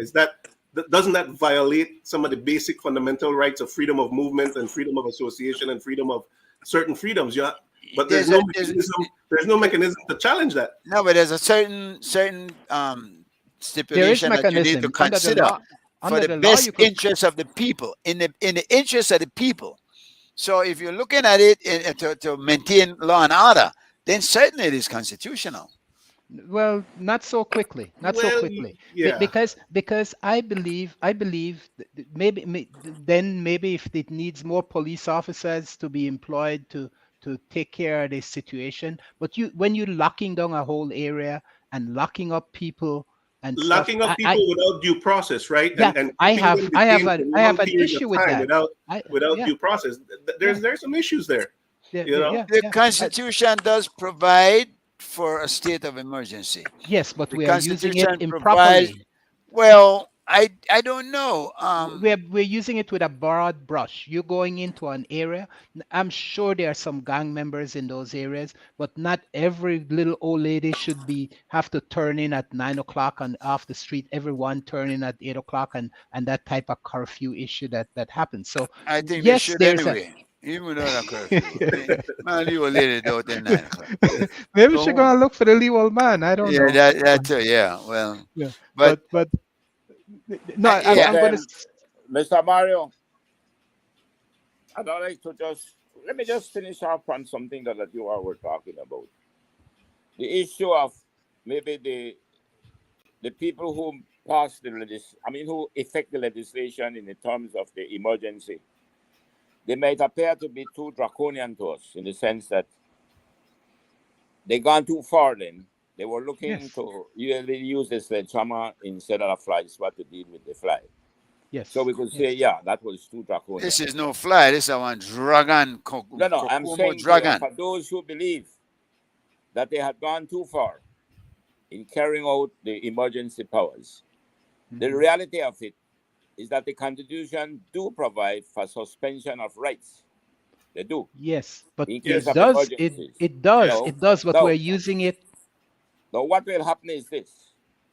Whenever you're going to carry out emergency laws, you will not get a high percentage support, except for people who are the victims of the crimes. I don't think that the police, in that particular instance, they were criticized. But I thought that what they were doing was quite in order, because they had to suspend rights. Because their rights were suspended to protect their lives. So I don't wrong what the police did. I thought that was quite in order. Unconstitutional. No. It was constitutional. It is constitutional. That it would have to go to. Go ahead, Mario. We can all have our opinions on it, right? And reasonable people will disagree, right? And whether or not that went too far or didn't go too far. The mechanism would be to take it to the court of law and to try to figure out, was this actually a violation of somebody's fundamental rights? And according to the Constitution, was there sufficient exigency to justify, did it meet the threshold level that the Constitution says it has to meet in order for it to be put That's into right. effect. Yeah. We can have opinions. My opinion is no. quite I right. mean, there To were go for a class alternatives. action. There were Yeah, to go other for a class alternatives that they could have implemented to protect themselves and to protect their lives. The And unfortunate thing where is does that it end, the right? Where unfortunate does it- thing is that people in those areas don't have the resources to do that, and we don't have lawyers and police who will give their service free like that. I think That's the problem, and therefore, that down problem. and that's where ordinary and regular and law-abiding people's rights get mixed up, and their rights get abused by the government in those areas. You trying, like you said, you try to stop the fly, and you use a big fly swatter to do it, and therefore you get sledgehammer. other people a sledgehammer, and therefore you get good, honest, law-abiding people caught up in this mess. And sadly, it's the people with the least resources, the most vulnerable people, Yes. that end up getting this. Number one, living in a place of violence, and then number two, Yes. then getting an oppressive suppression Police. order placed on them. Imagine Yes. you're a nurse or somebody that works the late night shift, and this thing get placed on you, and now you have to figure out, well, how I get to and from work? Oh, well, I have to stay on this side of the city. I can't go. Yeah. You know, it affects your life. You know, so But it's Mr. not Mario, something that should be taken lightly. Yes. It should be something that's really and truly debated. And argued what before I'm we take away some of these thinking, fundamental rights. sometimes but you know the we saying, have you get the time of government you deserve. In a democracy, Because yes. if you elect these people to represent you, and then from among them come the executive, which the police comes under, they should have known to what extent, listening to the police advice, they will allow their rights to be suspended, because they have to suspend rights in our emergency. There's no doubt, Yeah. you have to. Now, Yeah. the balance that you have to look for to make sure that you achieve the end without too high a cost. That is what the executive would have been there for. So if the executive is weak, remember the Minister of Police is a lawyer himself. Yeah. You know, he doesn't He's a act like lawyer one who's supposed to have a sometime, better because understanding of the law. and Would have the expected reality is, indeed that if the police were acting to the point where the cost was too high for the benefit, then he should have acted. That's Yeah. not the Constitution, Yeah, and that's you're not the making law. a point, Mario. no, I was going to say that the reason I feel like we have to be careful with that, like even Mr. Bukele in El Salvador enjoys a great deal of support, right? Because he really And cracked he's down taking hard. some drastic He measures. locked up a lot of people, right? Yeah, And thousands. some say there's a lot of human rights violations happening there, but the people appreciate it because why? He reduced the violence. on the Things were out of streets. hand. He Things reduced- were out of hand, and a Right. matter of protecting the society right. from itself. Some would say the ends justify the means, right? Yeah, some I people don't think like that's to the think philosophy, long, but guess what? yeah, you may say that, but it's still a constitutional violation, and some people still that's what I'm suffer the saying, right? grievance. That's what the I'm saying. We got to grievance be of that. very careful about that. well, Right. be careful in both ways. Careful that we don't bleed our hearts too much there, no, and get too. Well, I don't think it's bleeding hearts. I think people's right, when you violate one person's right unconstitutionally, Yeah, but how do I you- think that is should be a How do concern you for every strike a government. balance? How do you strike the balance where you need to protect the public? You need to also make sure that you curb crime. You will hear people saying, "Oh, they're not about crime." Yes. What you could do? I mean, what? This is where I believe corruption costs the entire society, because we would have a lot more resources to invest in our law enforcement training, And confidence in them. capabilities, capacities, and in Yeah. our justice system, in the legal system, right? So that it's efficient and so that Right. it has the resources and it's functioning in a way that we can address those problems. But when the resources are drained away on projects that should have cost half of what they cost, because everybody have to get their cut, You could then say we end that. up with problems. I hear what you're saying, but look at this also, though. Because a big part about law is enforcement, but there's also adherence to laws, the responsibility of the public. So while we can say, oh, should have had more money to address the crime, we wouldn't have to. We need that money if we didn't have so many people violating the laws and even looking the other way. So if because there are a lot of parents that bring up these children from these areas that don't instill in them the proper principles for life. So you that want catch 22 almost Yeah. you fight there. They don't want certainly not an easy thing. And I don't know how we're going to address it to everybody's satisfaction. Certainly we probably can't, no? Yeah. Well, I don't think the crime and stuff is only limited to the poor areas. We saw recently a young man got murdered, probably assassinated. That seemed well off, wasn't involved in any gang Well, you activities, can't probably. really I don't know that you can say that. We don't know. We just don't know. We don't know, but we Yeah. have enough indication that something was going on and that he was targeted to be murdered. So Yeah, and many of them are, but the thing with Belize, I believe, is that there's normally, usually a motive behind these killings.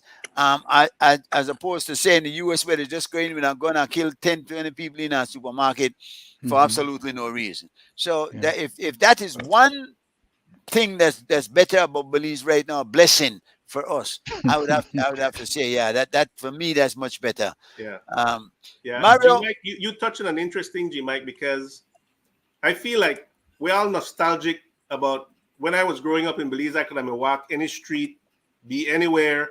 Every Mhm. adult that was around looked out for me, kind of, right? If I do something halfway, crossway, by the time I get home, my parents don't know. Right. You know, that Right. I never do something correct. And we have lost a little bit of that because, well, a lot of that, a the lot world of has that. sped up. But I feel like Belize is at a point where we still have some of them old time values, If you think, what are the values of most Belizeans, right? Family, right? Mhm. Family. I think we still generally try to do the right thing. We're kind to each other. We're people always say we're a friendly people. We're an open people. I think we're basically a decent, hardworking, God-fearing people. You heard it, right? A lot of people still want God in their constitution, which is something that I don't necessarily subscribe to and agree with. But still, we have a lot of good values still But in the unfortunately, fabric of our society. we But have it's a challenge because we have allowed a minority though to right. spoil that. So and who's to blame for that? We'll have to blame ourselves. I don't think we get involved enough in trying to make things work. You have a lot of parents that here nowadays, boy, the parents don't give you no satisfaction. You used to hear that when we small, but that again, I think that percentage has grown to where many people nowadays you can't when you used to call your man and say, boy, I see Mario out there they give you trouble, you will get that tearing. Now you're here with but then your business, Well, but you Yeah. know I will say that the drug trade, Belize being geographically located where the drugs passing through, that has had an impact. I think in terms of the crime levels in Belize. Somebody famously pointed out Belize doesn't manufacture guns. So part of the guns that come from, right? It's coming yeah. from outside, and that demand for drugs. Where is that coming from? The drugs are coming up north, right? And it's passing through Belize, and that is a reality that's a threat. That's one of the challenges that Belize has to face. While you're on that point, can you see a difference between marijuana and drugs, or would you lump them all in one bundle? Get me for admit on national TV my That you smoke weed? but that I smoke weed, yeah. Yeah. No, I'm just kidding. I view marijuana like alcohol. I believe that it's a social drug.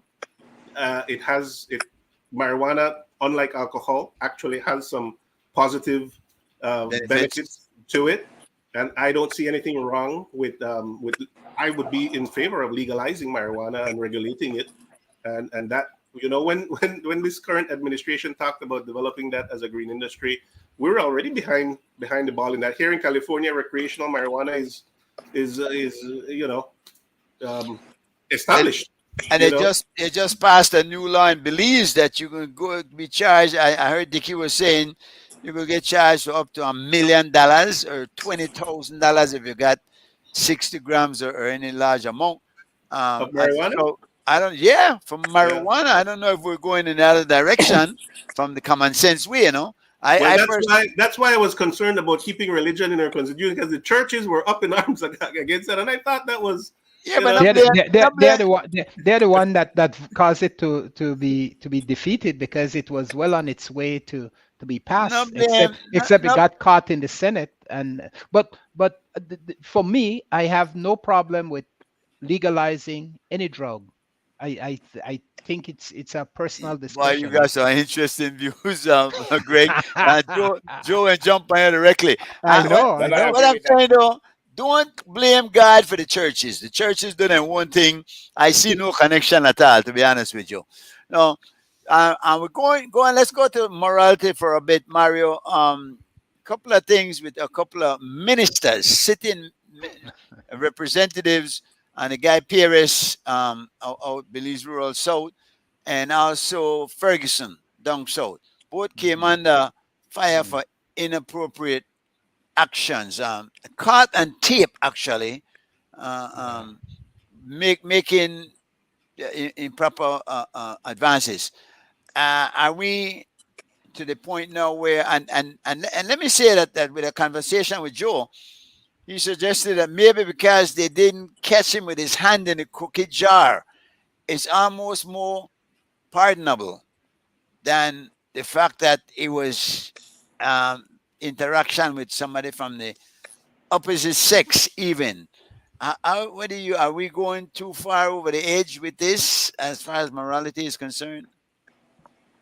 I view it through the lens of Belize has a long way to go in terms of valuing its women, making sure that there's a place for women in places of authority, respecting women, their ideas, their intelligence, their capabilities, what they bring, what they have to offer. And I think we still live in a society where we feel that we can devalue women, you know, and to me, those actions display that, you know, they kind of show that we still have some growth in terms of developing that sense of, I mean, look at it. Look, we're still a very male dominated type of society where you have these type of machismo behavior. Look at what the former Attorney General yelled out, you know. What was that proper? Was it I think it was crass. I think it was crass, you know, it was just, you know, improper and it was Mr. Mario, sorry, can I ask you a question at this point? Jump in, Joe. You mentioned just now about the issue of what a politician maybe had done to a female, and I sent you to put a lot of emphasis on the issue of the female. What would have been the difference if a male was making sexual overtures to another male? It would have been different.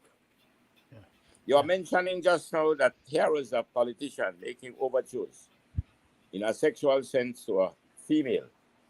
And you seem to have been putting the emphasis of the transgression and the person because they happen to be that was a good point. That was interesting. I think the scandal and the salaciousness of it would still be there, right? It wouldn't change the level of scandal and salaciousness.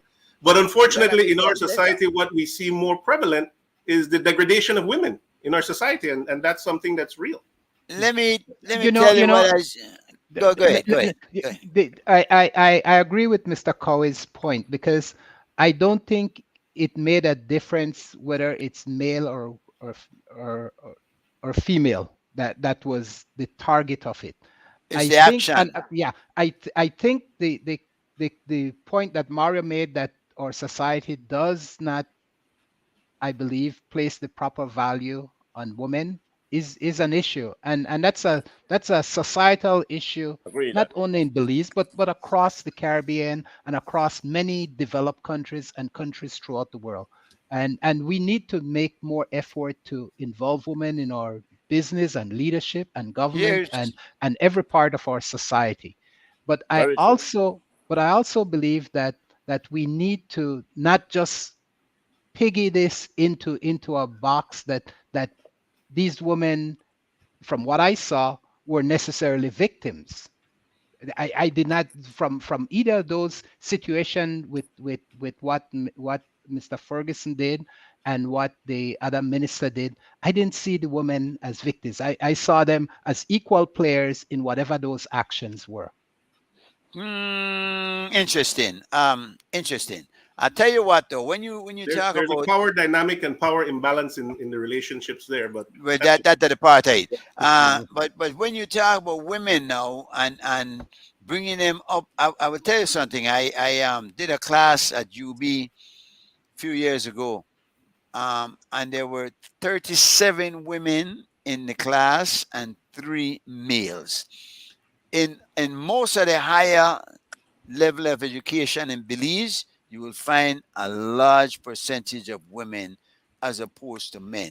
So this is something that if you're thinking we are not doing enough to uplift the value of women in our society, think again, because that is coming on stream quickly, more quickly than we can imagine. So we have to look at that. that's a good point. And Well, men Mr. are going to be in Sorry. trouble. That's a good point. And then the Gale report also said that our young males experience more violence in our society than any other group. Well, they're killing Right. themselves off, no? And they're killing themselves off. So there's always contradictions in the world, you know. Yeah. It's not Yeah. black and white. It's never one way or the only way. Yeah, There's but where we're going, there's a one way here where we're going, where we're being disenfranchised. The men are going to be in trouble eventually. I don't know how we're going to turn it around. Joe, go ahead, Joe. Yeah, I think that we are again moving too fast in some of the issues that we are discussing, and before we try to bring them to some point of conclusion, not conclusively concluding. For example, let's go back to what the minister supposed to have done. If it was not a minister of government or a politician did what he did, obviously you'd have had nothing in the public eyes. So what we have to look at, it was done by a politician, a minister, an elected representative who swear to the oath under the Constitution to uphold certain code of ethics and conduct. The Constitution did not specifically make any reference to how conducting yourself in an improper way. So it didn't say that if you make some overtures, sexual overtures to a woman, that is violating the code of ethics. So that's a judgment call that we believe that we politicians ought not to be doing. But it's all right for ordinary John Brown do it, because we don't bother about it as a moral issue. Well, That's because all right. it does expose. I don't think that is all right. I don't think But that's fair to say. No. You know, get the attention, maybe. Allow me to make the point. So All that right, we go finish ahead. The point, Yeah, the go point ahead. I'm making. It's like a policeman. A policeman extort. Evidently, in this society and any part of the world, you will look upon him as having committed a greater crime than another person who have extorted somebody, because he was supposed to uphold the law. Mhm. So I think in these cases, the 2 cases where they're supposed to have had this kind of communication, and to say, Well, one that was they more than violated- communication. One, right? I think it's been admitted that some acts may have followed in one case. It's more than. well, whatever it is, whether it was Right. communication only by electronic, whether they had face-to-face encounters, whatever they were, the point, Mhm. the only point I'm trying to make here is that when we are looking at our leaders, we put them on a pedestal. We believe that they must conduct themselves in such a way so as to leave no doubt in the minds of the people. So to me, if what he did, it was done outside of the realm of his office of politics, obviously we would not have had any reason to want to look at it. So my thing I'm saying is that I think it was improper. I believe it was improper for what he did, if that is what he did. Now, to what extent do you believe that he should be sanctioned? Must he be asked to resign? Must the Prime Minister take away his portfolio? So we ask ourselves first, is it wrong? I believe the 5 of us, or the 4 of us at the Congress, believe that it was improper. So what do we do with him now? Don't stop there. Look file. What do we do which we believe it is improper? What actions will be taken against him? And who should do it? Yeah, I'll jump on this first. I believe it was improper, like you indicated. I don't necessarily think there was anything illegal about it. And so, because politics is a sort of thing where you get favors and you put people in responsibility and authority over others, and when they fail to make good judgment, I think there should be a cost for that. So, whether that cost is just removing him from cabinet is fine. Whether it also involves take away his portfolio and limit it to certain thing and make sure he's not in responsibility of making some type of decisions where we could see moral judgment is part of it.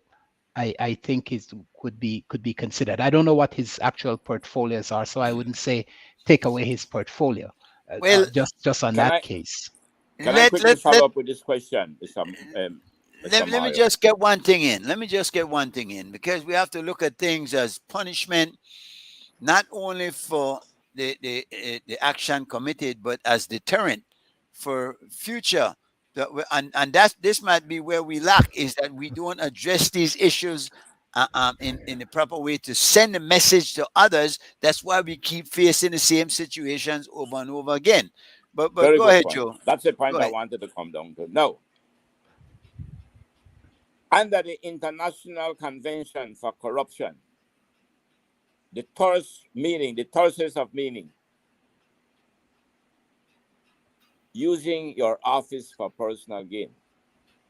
It is my opinion, based on the circumstantial evidence that I'm hearing, I think the minister was using his office for personal gain. Mm-hmm. Well, Both I of them. think Yeah. to get elected, number one, No, he and was. If he was yeah. not a minister, that would have never occurred between them. guys, Unless he was a man Well, of I money, don't and a woman know all wanted that, to but marry. I know a man and a woman relationship will always be the same, and it will never change. That those kind of behavior and stuff will always happen, and it doesn't matter if you're a minister, if you're a priest, it doesn't matter. we're men and we're attracted to women. Let's put it that way. Yeah. Uh, But that was my original point, was that we are men and we can be attracted to women and still treat them in a respectful way. with But respect, I don't yeah. think but I Treat them don't with think respect and yeah. dignity. But Yeah. to I and don't know the see any details- disrespect. don't I know didn't the see any details of the disrespect in that. situation here, but Yeah, I yeah. didn't see And any disrespect no- in no- in no- what- wasn't there an affair involved here? Wasn't there? Yeah, that's what I'm infidelity? saying. So there was That's no disrespectful to disrespect. his wife.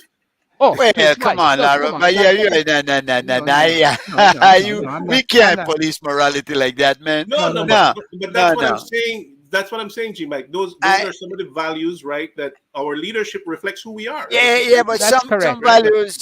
values, but we can't carry that too far either. I mean, No, and yeah. The wife but consideration is on him.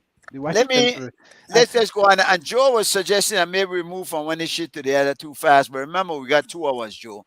Mario was late as it is, so we try get in. We have to move from. Actually, I topic wanted to topic. hear Mario has a good portfolio of experience in how government work and stuff, and we never did get into that. And I wanted That's to right. hear more about Well, that. So well, maybe you know, we have to get him back. Nara will come back. I hope. Mario, there was a one era, not era, standard bearer who went against the party leader, who is Shine in the United Democratic Party, and decided that she didn't want to be a part of that demonstration out in San Pedro. The party leader, he says it, I know that the party executive did it, decided to remove her. Did you see anything that kind of like struck a chord there, or kind of like touched on the kind of nerve? Yeah, now an interesting thing, right? Because for political parties to be strong and function, you have to have discipline within that political party, right? And just kind of like cabinet, right? Once a decision is made in cabinet, everybody kind of toe the Jump on line it. with Yeah. that decision. In a political party, for there to be, you have to have unity within a political party. So clearly, there's not unity in the UDP. you know, and that got aired out. That got publicized. That got aired out. It's clear that there's some dissension there. I don't know the ins and outs. I don't know if this is a troublemaker within the party that this was the last straw, or was this the only issue, right? Yeah, So I don't know the whole details of that, but it's a problem for the UDP. This is embarrassing for them as a political party, for this to be aired out. I mean, that's a challenge for Shine, you know, as a young, controversial, you know, leader of the UDP, and all the history that it has recently gone through. This is not good. This is not good for that political party. Yeah. Well, when you talk about problems, boy, do they have their share. Yeah. But speaking of Shine, what do you think about him moving back home, becoming the leader of the opposition? It seemed the PUP the other day was making a move to try to amend the constitution to retroactive address of him going to jail. Did you see a problem with him going to Belize after having served some time in prison and becoming the prominent politician that he has become? You know, the man served his time, you know, and I think he has paid his debt for whatever crime he committed. I am not one to say that I believe in redemption. I believe that people deserve a second chance and a second opportunity. I don't see anything wrong with that. Now, I'm a bit surprised, to be honest with you, to the way he was able to go back, establish himself, and now become the leader of the UDP. You got to give him some credit. Yeah. And whatever. He's pretty politically savvy to have been able to do that, because you know. Well, it's not like he didn't have help. Okay, he had a clearly. Clearly, he had has a the big narrative of some very powerful and elites in Belize. But still, you have had people before who has had help and was not able to do. Oh no! half I wasn't that he had. discrediting it. I find him to be charismatic, Yes, right? Which is an ingredient for a and smart. strong politician. I think he's very Yeah. he moved But- well on his. How about honest? He has articulated a vision for Belize, right? He said he wants Belize to be like the Morocco of Central America, right? I don't Where know he what wants that the high means, rollers but- and the high players of North America to come and use Yeah, Belize. yeah, It's not a vision that A pre-Castro Cuba, we might a pre-Castro Cuba. You know, there was something that George Price had said. He didn't want Belize to be Belizeans, or I think it was just after independence or just before. He didn't want Belizeans to be waiters for the Canadians and Europeans and Americans, which we become basically. which I think we have failed. And I think Yeah, even the current prime minister the other day, he was boasting that some company was going to come to Belize with $200 million to build new hotels, and I was like, we're failing so much. We're failing so much because I was hoping for industries, not to be waiters. Precisely. Exactly. Yeah, and indeed, it seems we're building more cruise ship terminals. So apparently, this is where we want to go. And unfortunately, there's such a volatile industry that we saw what happened with COVID. When Your economy could go bust in a year. Well, not only that, the environment that we're selling to them, they will just overrun and destroy, and then we have nothing. They just go somewhere else, find somewhere else to vacation. So that one tricky thing. I think, Mr. Chairman, you say it's tricky. Well, yeah, it might be tricky. But the reality of it is that, which you said just now, that we are selling a nature-based product. A nature-based product is a highly fragile project. And I'm repeating again for the 5th, 6th, 7th time. Belize know exactly what is it we have to do, because we paid over $1 million for the study. And we were cautioned strongly against tourism in terms of its numbers coming here. It will destroy that product. Now, Belize is highly vulnerable to external shocks because it doesn't have an industry. Right. Belize has tourism with 40% of the GDP, highly vulnerable. Belize has agriculture, which is good, but they are commodity raw materials, highly vulnerable, volatile in the market. So the economy is banked on two sectors: the service sector, predominantly tourism, and agriculture, predominantly raw material. Yeah, export. Yeah. The country should have gone towards industrialization. So to me, to the Prime Minister to be glorifying 200 million coming to Belize to put into tourism certainly tells me that he doesn't have a pretty good grasp of the kind of economy this country needs. Right. Let me add a little spark of optimism. If he here, said because that, not if he said it, I didn't hear him say it. somebody somebody I heard him say it. somebody said to me the other day that Belize is kind of unique in the fact that we don't have all our eggs in one basket. And But we do. Well, no, we have agriculture, we have fisheries, we have the tourism. Those Right, are sorry. look. We do all those things, but look at the percentage of return we get on those things, on agriculture, on fisheries. Fisheries is very small. I think it's Well, 10 it's million getting or smaller 10 I because have another egg analogy for you. I think it's the goose that laid the golden egg, and I think we're killing the goose. We're developing the tourism industry and destroying our. I think ecotourism should have been Yes. the way that Belize should have Yes. kept with, Yes. right? That's Rather yes. than this Be mass, That's what Be the more president exclusive. of mass Ohio- cruise tourism and building golf courses on delicate islands. Yes. I mean, you're yes. going to build a golf course on this delicate island with That's right. you know with this mass tourism. We're spoiling Yeah. what people would pay a premium to experience, right? A pristine Mario- barrier reef, a pristine environment. That's Yeah. really what we should have been. but they might Yeah. pay You are for that correct, Mario. five star too. What the They study might, did, but what I'm saying, but that's destroying the environment. Yeah. when the study was done 8 years ago, it took 4 cruise ship tourists to make 1 overnight tourist. Then Mhm. maybe there are 5, 6. But what happened? Then numbers when they come in, they reach $1 million with $1 million with cruise ship. So they will have a greater impact and we can get less return from it. Mhm. Mhm. Right. It just doesn't make any sense with what they are doing. Yeah. And what makes it worse, when you look at the portico, that they were giving away everything Yeah. Yeah. to get Yeah. something that we don't have to give no incentive because a lot of them want it. Yeah. That's the Well, contradiction. that was just corruption that Mario had spoke about. Yeah, it's The- corruption. It is. I agree. It's corruption. that's just corruption. I think the guy that had signed the minister that had signed it had made some statement recently in court filings, and I didn't get a chance to read that yet or see what he had said. Yeah, Mario- I do see some good things though, G. Mike. You mentioned agriculture, and I was just looking at UB's sustainable agriculture program, right? And looked at some of the young people that they're training, and Yes. I'm hearing a lot more about sustainable agriculture, and I think that is definitely something that we need to invest more in and develop.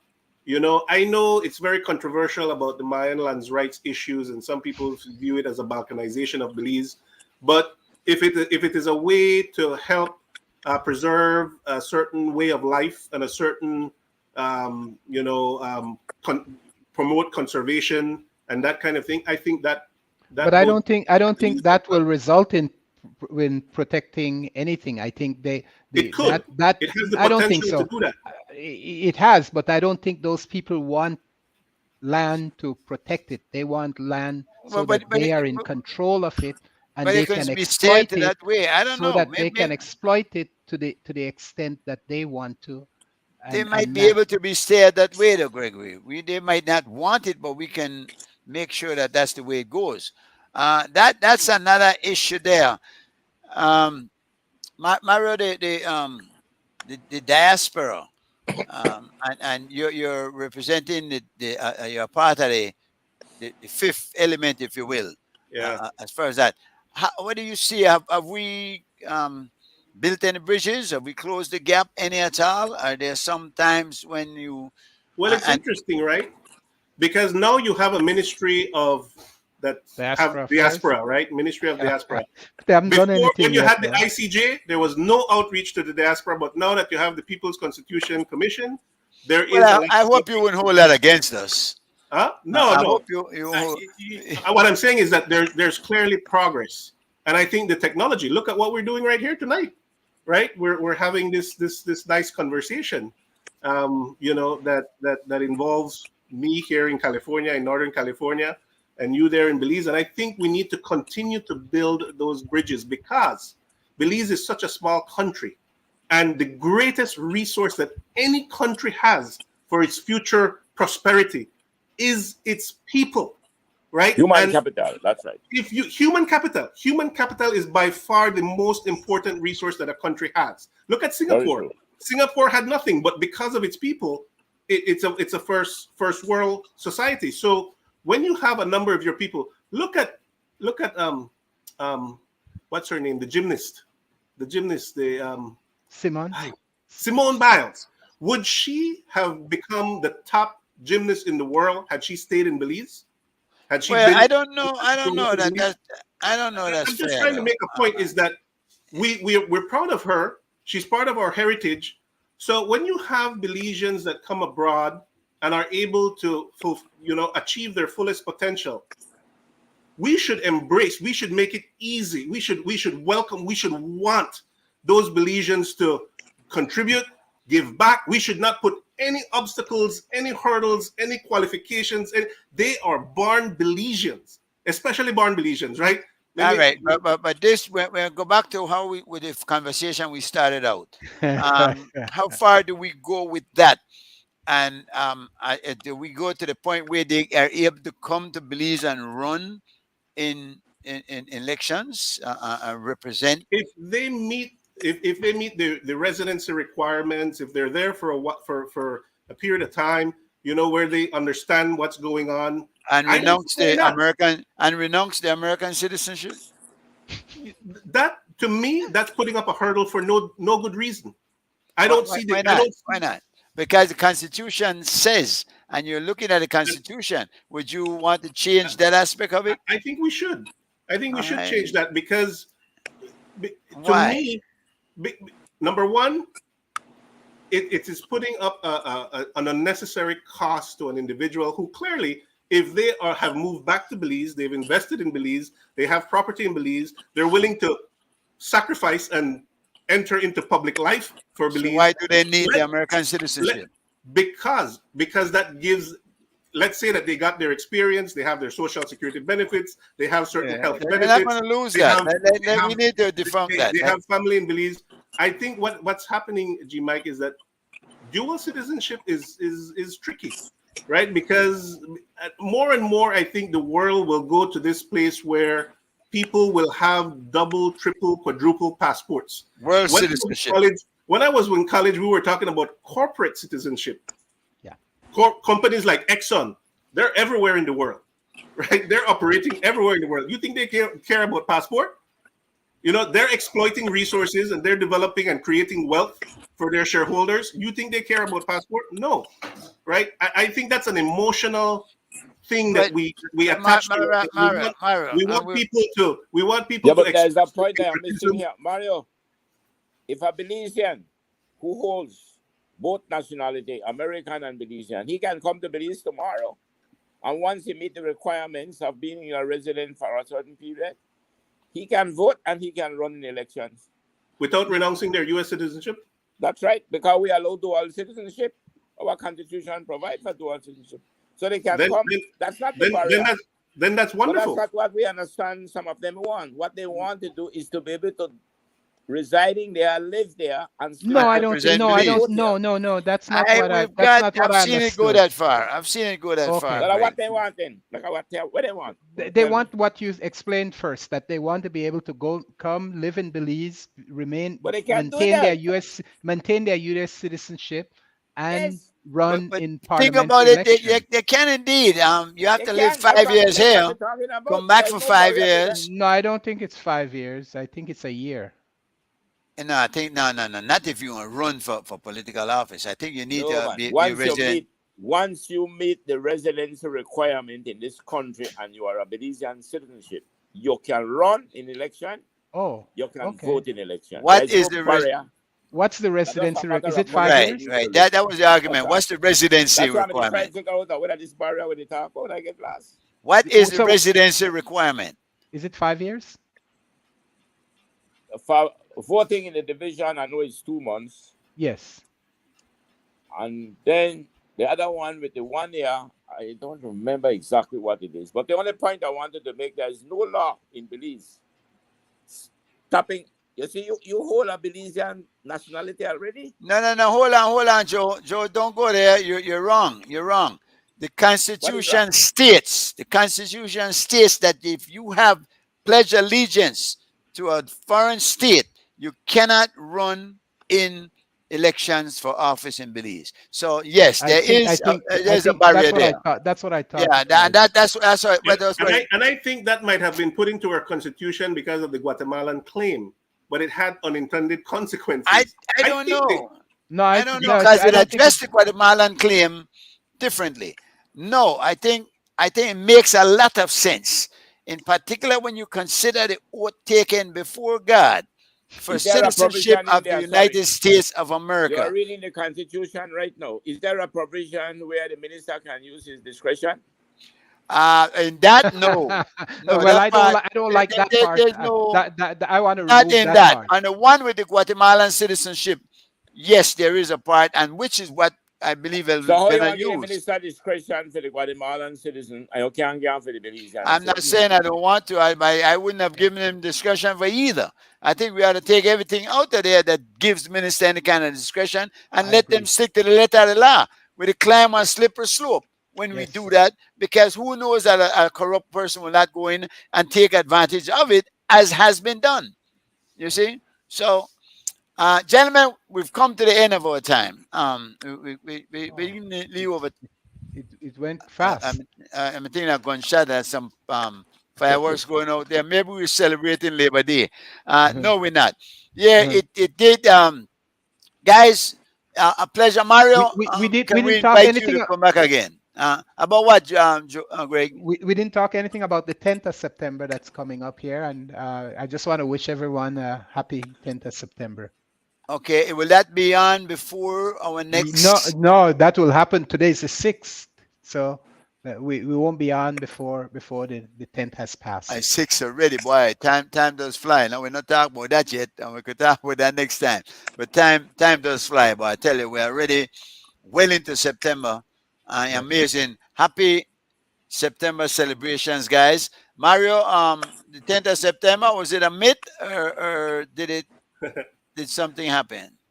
Whether or not it's a myth, to me, it's part of our identity, and we should celebrate and have and feel good about it. So how about Emancipation Day? Should we celebrate that? Yes, we should celebrate Emancipation Day. Important. Joe, important day in history. sit down, Joe, and wait till next time. Guys, it's been a pleasure. We want to thank you for joining us. We come back, of course, next week, which will be what? Must be about the 12th now, Greg. Sometimes. But one thing next year on your expo, Mr. Chairman, I hope you name it something other than ghetto. I want to discuss that, but tell me why. Well, I don't get a good sense of ghetto, and particularly. Is it a negative connotation? It bears a little bit of a negative connotation. Did you know? It goes way back, not just with black people in the Bronx and Brooklyn and Compton and those places. It goes way back to Germany and the Jews. Right, which the reason they used it is because the children of Israel once were considered in ghettos where they lived. Yes. So there's it wasn't always negative. Well, it always was. Even when the children of Israel lived there, it was considered. Well, when they lived in Germany, the reason they adopted the name was because before they were associated with places where they lived. I don't know that is necessarily a negative thing. It wasn't meant for me because let's be realistic. It's not like we don't have ghettos. It's not like we don't. Whenever you're ready to share the wealth equally and make sure everybody has the same opportunities, then we could stop looking at the ghetto. So remember what Jesse Jackson said about the ghetto? You Name know it what, Mario? what Jesse Jackson Equality Expo. about the ghetto. Uh-huh. He What did he was say? born in the ghetto, but the ghetto wasn't born in him. The ghetto No. has a negative connotation. Yes. Well, if you listen, I think But that don't worry about it. You have a different meaning. You don't Yeah, think yeah. I do. There's nothing negative about it in my mind. It's a reality that we do have areas where and the description, the definition is that, and there are areas where the people are more poverty stricken. That's right. Than And in other areas, and that's a natural fact. We and live Mr. there. Chairman just put onto it RT that they export them from the ghetto. Ghetto export. Guys, thanks a lot. We'll see you next time, same place, same time. Yeah, Mario, and again, please come back and This was fun. Yes, man. Absolutely. Mario must come back, man. Respect. Give my regards to your family. And All come right. back with us Thank again. you. Yes, you too. respect. Yeah, man, Guys, welcome. see why? We out of here. Yeah, man. In the 23 years, Berry King, La Ruta Maya history. Who are the baddest partner you ever see? Berries. Who? Berries. Yo, I see why this alongside the swingers. Yeah, me old star. Who might win the battle? Well, we win the war. We can do, make out a Kevlar. The burn is done.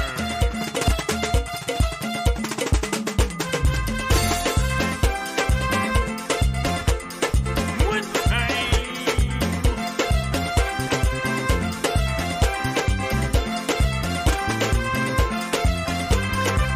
Here we go. Fisher. Brand new.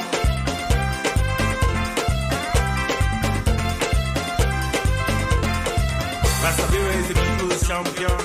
Now you like Spatman, Rastabira, make they know that just so we function. Jaja plan, organic conception. Rastabira moving like an army of one. People's champion. Now you like Spatman, Rastabira, make they know that just so we function. Jaja plan, organic conception. Rastabira moving like an army of one. This year one year is about a river Sabira. One man in a polluted beast, ruling the root of Maya. So survivors, psychics could handle pressure. Even when they bout it, we still no go under. We no fit the cool. Last year we no fit the Japan nor the one they from China. We have fans all over, Bunga Razal and Liga. CY and Francis that we sponsor. Living up this stamina, we see a banana. Could I win this race in one hour? No bumper. We don't be bash like the unknown sun. Because back when the battle hit the water, no retreat, no suffering. To a many people, there's something to remember. We don't follow trend, we that trendsetter. Definition after Rastabira. Rastabira is the people's champion. I realize Fatman Rastabira make they know that just so we function. Jaja plan, organic conception. Rastabira moving like an army of one. People's champion. I realize Fatman Rastabira make they know that just so we function. Jaja plan, organic conception. Rastabira moving like an army of one. The babies is a great king. Major props to Belly King. Thanks to all the love where we get from love with them. But this is a warning to the cheap pretending. You get in the river with me if you can't swim. Next year I'm back again. This time we all the station prize including the bullet. It's amazing when the bell ring. You a little know they try to hang on like static cling. That's the way the people's champion. I realize Fatman Rastabira make they know that just so we function. Jaja plan, organic conception. Rastabira moving like an army of one. People's champion. I realize Fatman Rastabira make they know that just so we function. I got the conception. Rasabira feel like an army of one. Oh gosh.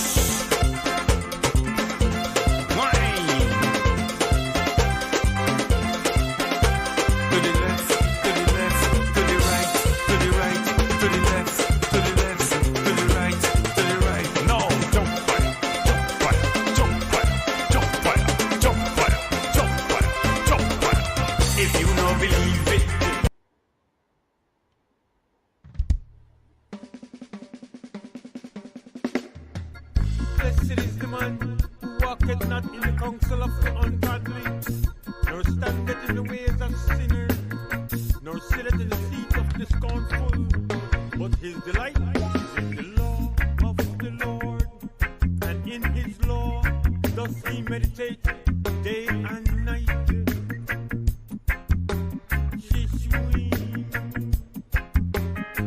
Glorify his name, me brethren. Glorify his name, me brethren. We come together and do a fire upon it. We come together and do a fire upon it. Don't they worry about your house, your pretty car. Don't they worry about your house, your pretty car, or your bling bling. The entire the first place only one. The entire I don't see no link to you to go to show, man. me wanna make them say everything. We down there, you look at the wrong one, we down there, the other one. World War III. Well, you see the link, you just click on it and check it. Keep an eye upon the eagle and the bear. Oligarchs and billionaires. Space is the next frontier. They want breed glorified here. As a alone sitting in the high chair. Glorify his name, me brethren. Glorify his name, me brethren. We come together and do a fire upon it. We come together and do a fire upon it. Don't they worry about your house, your pretty car, or your bling. Don't they worry about your house, your pretty car, or your bling. To the entire metaverse list only one. To the entire metaverse list only one. Global warming have the place the bake. Tsunami and earthquake. Then they leave land, they try to escape. Ye of little faith, we don't know we're real or we're fake. You have to watch the food you they put on your plate. In the lab manufacturing steak, could never flow to the general gate. Glorify his name, me brethren. Glorify his name, me brethren. We come together and do a fire upon it. We come together and do a fire upon it. Don't they worry about your house, your pretty car, or your bling. Don't they worry about your house, your pretty car, or your bling. To the entire metaverse list only one. To the entire metaverse list only one. Chemtrails, the rain down pollution. Illicit chat about depopulation. Deep sea exploration. Submersible to the depths of the ocean. AI robotic. Ritual satanic. No matter what you do, you can't destroy the other planet. They want sink like the Titanic. Glorify his name, me brethren. Glorify his name, me brethren. We come together and do a fire upon it. We come together and do a fire upon it. Don't they worry about your house, your pretty car, or your bling. Don't they worry about your house, your pretty car, or your bling. To the entire metaverse list only one. To the entire metaverse list only one thing. Glorify his name, me brethren. Glorify his name, me brethren. We come together and do a fire upon it. We come together and do a fire upon it.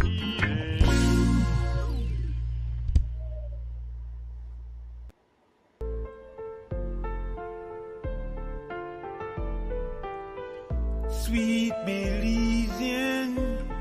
Yeah. Anthony the way me to talk about when he sing that song, you know. Respect. All my beautiful Belize. Hey. She don't want no waste man, but I had the base man. Somebody feel the pain pony in the situation. She know the chase man, don't need no just in case man. She need a king for rule the nation. Pay attention, see them on no distraction, no complication, subtraction. See them have to come, fi bail you out of station. Who want the deaf fi help raise little man? You know they are compromise your beauty. Other woman have to bow down and curse it. You are the backbone for the country. Hold your head high, perform your duty.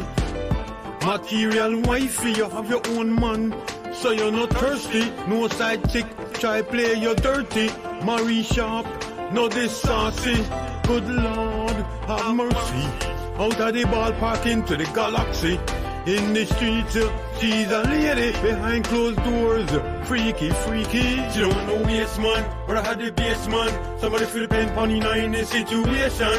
She know the chase man, only know just in case man. She need a king for rule the nation. Pay attention, she don't want no distraction, no complication, subtraction. She don't have to come for bail you out of station. Who want the deaf to help raise little man? Remember the very first time we kissed under the moonlight on top of Barang Bliss. With you in my life, we just can't miss.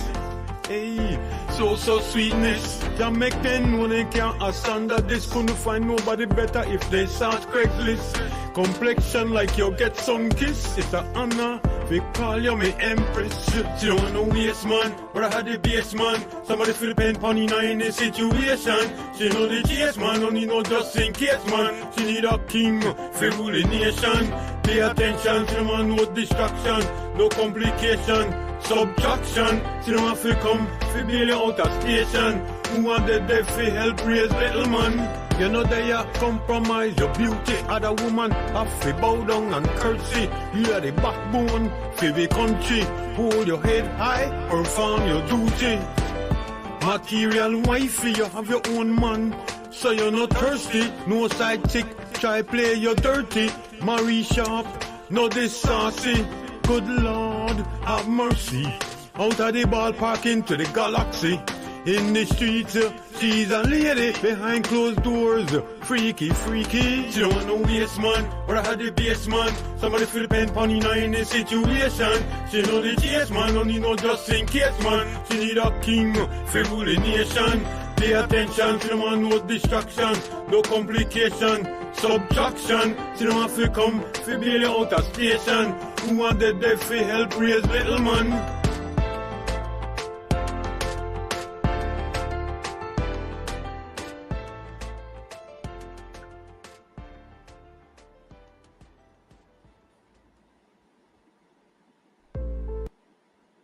The world, we're hunting down the killers one by one. We are winning, and we're showing them the definition of American The justice. American dream, living the American dream. It's so hard when your dream crash. Try to make a better life and it's so hard. Some leave their family behind just to chase some riches. Stuck at the border for months just to say they make it. But the American dream is not for you and me. They judge you on your past, and that's a tragedy. Because I speak my mind and I say what's true. They say they want to burn the tree, so they kill the root. But the American justice is the bigger scheme. They take your mind, break your heart, and they crush your dreams. Some say life is what you make it. You show respect, get respect back, that's how you make it. In this concrete jungle we living in, I gotta go hard and just to feed my kids. I grind every day, it's like a 9 to 5. In this concrete jungle, gotta stay alive, stay alive. I rely strictly on my rep. Sometimes it ain't even the words that's said, it's the words that's kept. Best keep your chat shut, let me believe that you're stupid, than to open it and remove all doubts. Say another word, watch me bust your shit about something I heard. Like, you've been sleeping in bed with a man. Like, you'll be needing a new dental plan. Like, you don't really know who the fuck I am. Samurai, aka Dobie, you heard me? Watch your mouth, put the rest of your body in jeopardy. You'll be at the airport when your ship comes in. Execs offering you their shirt, but they naked. Sell slavery is a bitch, and then you die. It's all about the issue, get careless. The dust street takes no prisoners.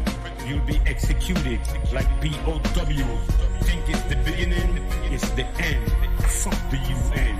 I'm going at this shit unilaterally. I'm locked like CENTCOM. embedded like Rastaman in trenchtown. Secret, sweet philosophy to all traders. Beware of wolves in sheep clothing, seeking victims with hidden agendas and ulterior motives. Subliminal messages in passages, phrases. Plus I'm clutch, and clutch is everything. And if speed kills, then my first step is like a dagger. Try stopping me from taking it to the Baja. Windex from 18. I'm dropping splinter cells in A&R meetings like Marines in Syria. Quarantine fools like swords in China. I'll annex your entire catalog like your boy did Crimiria. Having you looking over your shoulder. Rap so whack. Easy squeeze, make no riot. So they make noise easy. CY alongside Wavy and my boy, YG. Me don't need no, give me